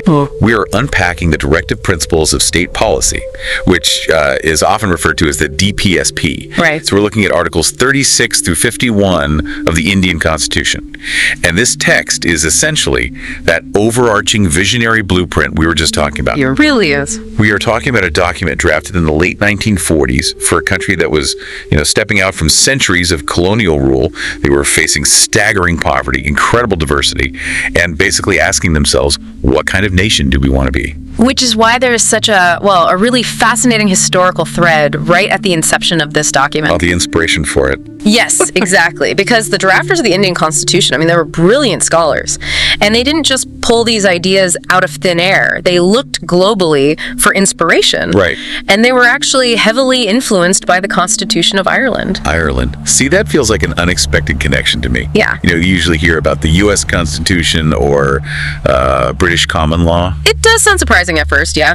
But it actually makes perfect sense when you look at the historical context. How so? Well, both India and Ireland shared a really deep anti-colonial history.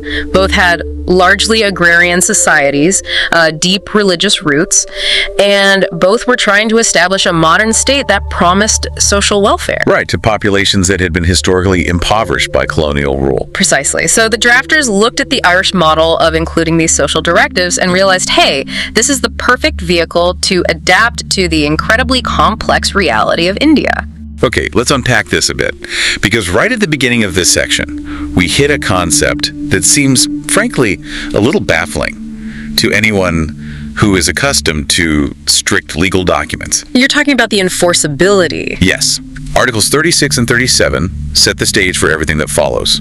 Now, Article 36 gives us the definition of these principles, but Article 37 drops a massive caveat regarding how they are actually applied in the real world. It's a huge caveat. It explicitly states that these principles are not enforceable by any court. Right. They are entirely non-justiciable. Which means if I'm a citizen and the government is just blatantly ignoring these grand promises, I can't just walk into a courtroom, file a lawsuit, and force the state to follow Part 4 of its own constitution. No, you cannot. A judge will throw it out. So, if they aren't legally binding laws with consequences, what is the point of them? I mean, to me, it reads almost like a massive corporation's visionary mission statement or a software developer's roadmap. That's a really good analogy, actually. Like, you can't sue the founders of a tech company if every single lofty, world-changing goal in their mission statement isn't achieved by next Tuesday. Right, exactly. But that statement strictly guides the direction of every single product decision they make. It's the North Star. What's fascinating here is the philosophy behind writing rules that you intentionally cannot enforce. I mean, why put them in a constitution, the supreme law of the land, at all? Right. Why bother taking up the paper? The answer is that it sets a binding moral and political compass for the state. It creates an obligation of intent rather than immediate legal liability.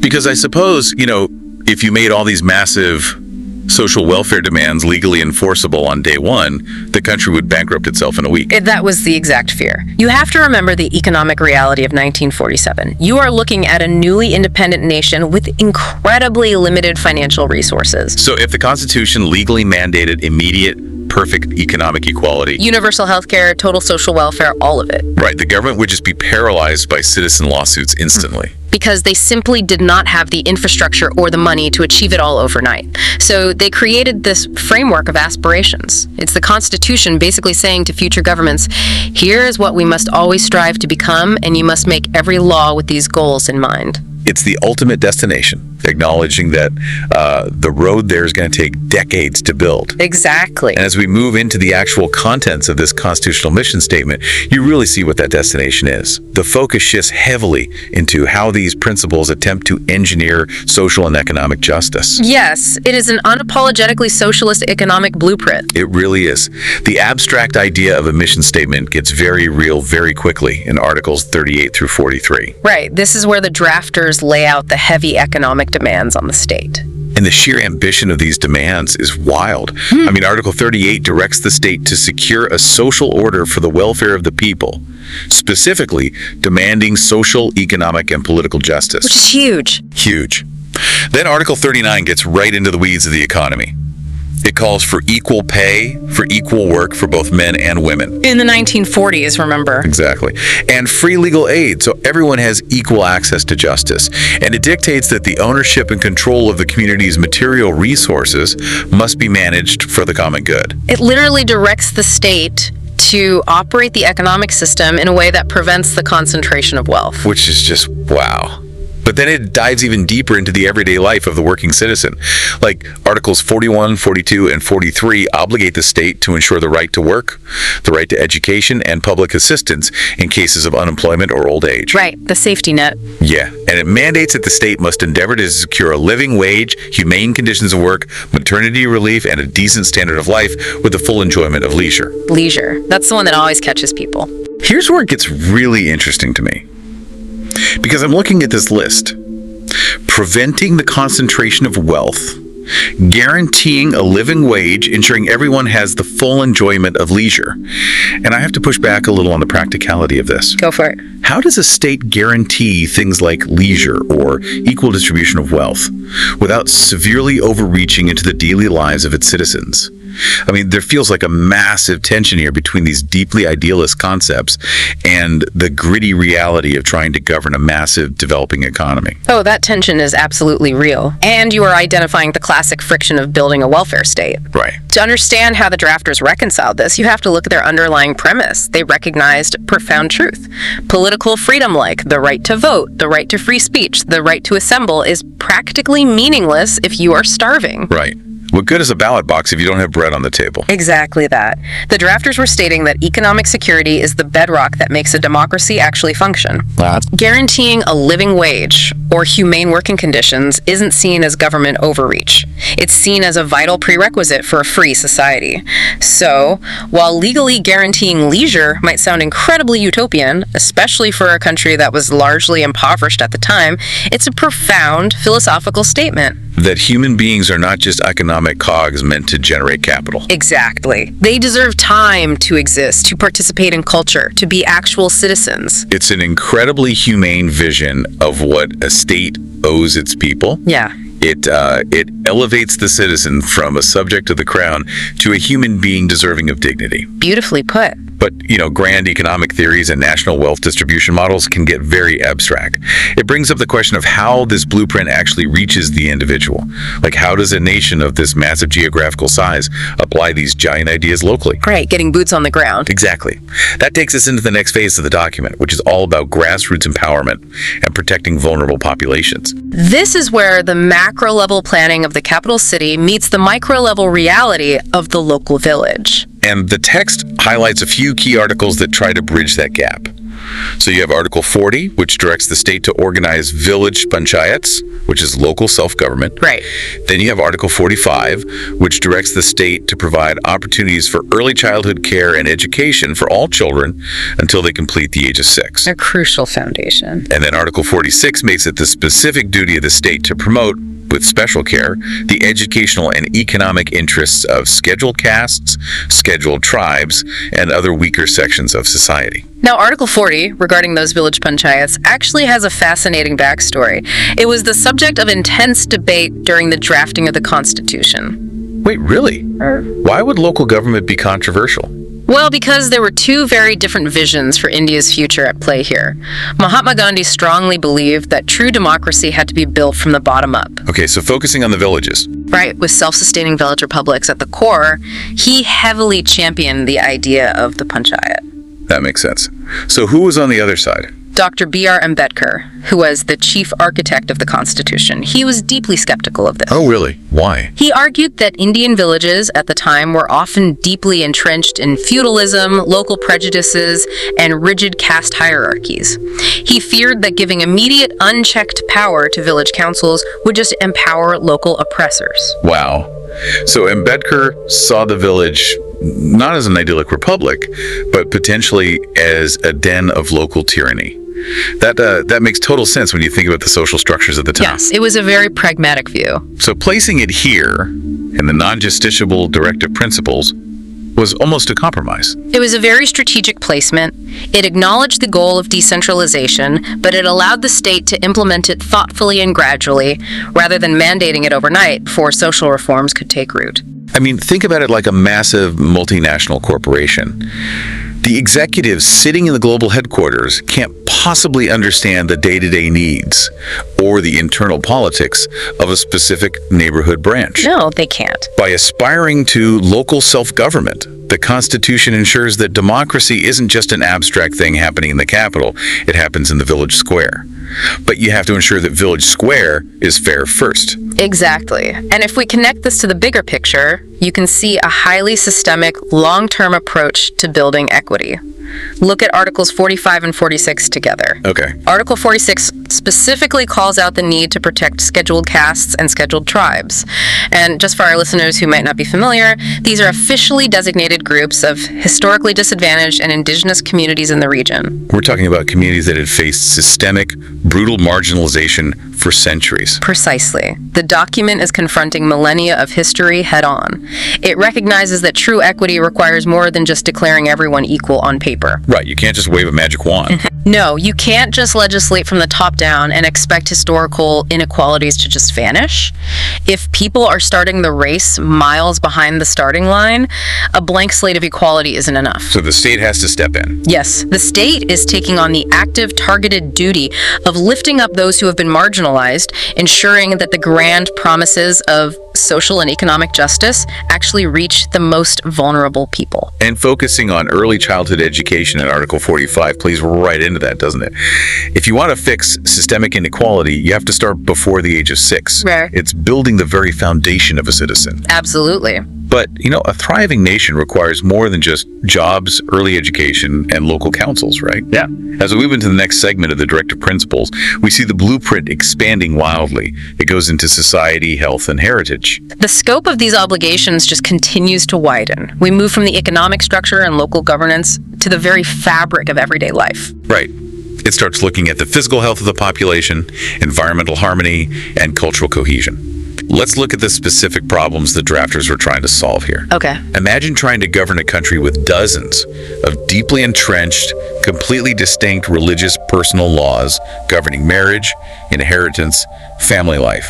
That's the massive headache they face. A logistical nightmare. Exactly, which led to Article 44, where the state endeavors to secure a uniform civil code for all citizens. Then you have Article 47, making it an obligation to improve public health at the level of nutrition. Vital for a developing nation. For sure. And then Article 48 directs the state to organize agriculture and animal husbandry, and it explicitly mentions prohibiting the slaughter of cows and calves. Right. Then Article 48 provisions for the protection of the environment, forests, and wildlife. And finally, Article 49 makes it the state's duty to protect monuments, places, and objects of national importance. It is just a breathtakingly diverse list of responsibilities. What stands out to me here is the mix of broad universal governance and highly specific cultural and economic directives, like improve public health is standard. Sure, every country wants that. But endeavoring to secure a uniform civil code, that is a massively complex societal overhaul. And then specifically prohibiting cow slaughter right alongside protecting forests and national monuments. Well, the specifics, like animal husbandry and cow slaughter in Article 48, are deeply rooted in the agrarian realities of the time. Okay, let's talk about that. Well, there are obvious cultural and religious dimensions to this in India. From a purely economic blueprint perspective in 1947, protecting milch and draft cattle was vital. Because they didn't have widespread mechanized farming. Exactly. Animal husbandry was the tractor, the fertilizer provider, and the primary transport mechanism for rural survival. The entire economy would literally collapse without them. Wow, that context changes how you read the text entirely. It's not just a cultural preference. It was literally a matter of national agricultural survival. Yeah, right. And when you analyze all these articles together, health, agriculture, environment, monuments, you realize that the Constitution is treating the state almost like a living, breathing organism. Oh, I like that analogy. How so? Think about it. An organism needs proper nutrition and health care to survive, which is Article 47. Right. It needs a clean environment, forests, and air to breathe, which is covered by Article 48A. And crucially, it needs a memory. It needs to know where it came from to understand who it is. Which explains Article 49. Protecting monuments in history, especially after emerging from a colonial era where local history and wealth were often plundered or just erased. Exact. A nation with amnesia doesn't really know where it's going. Spot on. It's outlining what it takes to keep this massive, incredibly diverse organism not just alive, but thriving, healthy, and deeply connected to its roots, while simultaneously pushing it toward modern, uniform legal structures like the Uniform Civil Code. It's a really beautiful way to look at it. The state as a massive, complex organism that needs feeding, breathing, and memory. But if we pull back the lens even further, we reach the final part. We've zoomed all the way in on the individual worker's living wage on a shop floor. We've looked at the local village councils. Right. We've explored the physical environment and the historical monuments. Now, the final notes in this chapter look at how the government regulates its own internal architecture and how it stands on the global stage. And this is a critical pivot, because up until now, we've just been granting the state an immense wish list of responsibilities. Now, we look at the boundaries of that power. Right, because the text highlights Articles 50 and 51. Article 50 mandates the separation of the judiciary from the executive in the public services of the state. A very important distinction. And Article 51 states that it shall be the duty of the state to endeavor to promote international peace and security and maintain just and honorable relations between nations. I just have to point out the elegant progression here. We quite literally started this constitutional journey worrying about a single worker's maternity release, and we end the chapter aiming for global international peace. It's the ultimate zoom out. It really is. And this raises an important question, particularly when we look at Article 50. We have been detailing an overwhelming list of duties for the state. Yeah, a massive list. We want the state to redistribute wealth, manage the economy, ensure early education, protect historical monuments, organize village councils, oversee public nutrition. It's a lot.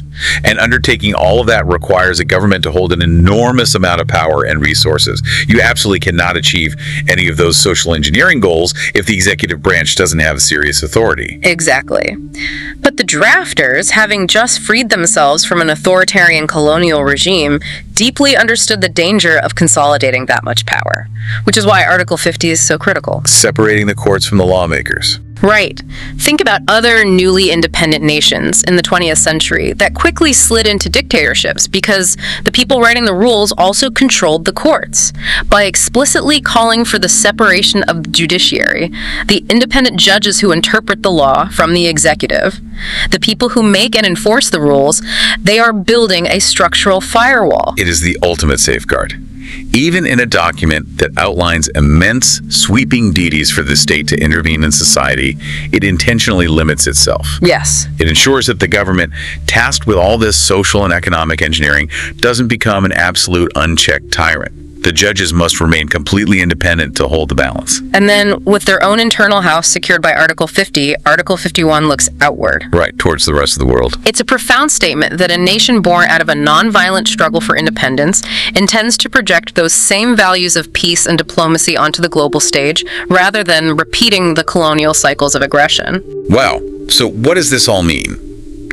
As we wrap up this exploration, looking back at these notes, the directive principles of state policy truly act as the engine room of the Indian Constitution. Or perhaps more accurately, its conscience. Its conscience, yes. I agree with that. We've seen an aspirational roadmap that aims for profound social justice. It's an economic blueprint demanding equity and dignity, a mandate for grassroots empowerment that carefully navigated historical caste complexities, a commitment to environmental and historical protection, and ultimately, a vision for international peace. All of it. And it all traces back to that original spark of inspiration from the Irish model, adapted for a massive subcontinent. It is a remarkable, deeply human vision for a society. But, I want to leave you, our listener, with a final lingering thought to ponder on your own. Oh, please do. We started focusing on Article 37, the fact that these directive principles are intentionally designed to be legally unenforceable in a courtroom. You cannot sue the government to make them a reality. So, if a nation's highest guiding principles, its true moral compass, cannot be enforced by a judge, does that mean the true responsibility of enforcing them falls entirely on you, the citizen, at the ballot box? If the law will not punish the state for failing its core mission, is it entirely up to the voter to demand it? That is an incredibly powerful question to sit with. If you want the blueprint built, you have to be the one holding the site manager accountable every time an election rolls around. Exactly. Thank you so much for joining us to the Directive Principles of State Policy. Keep questioning, keep exploring, and we will catch you on the next one.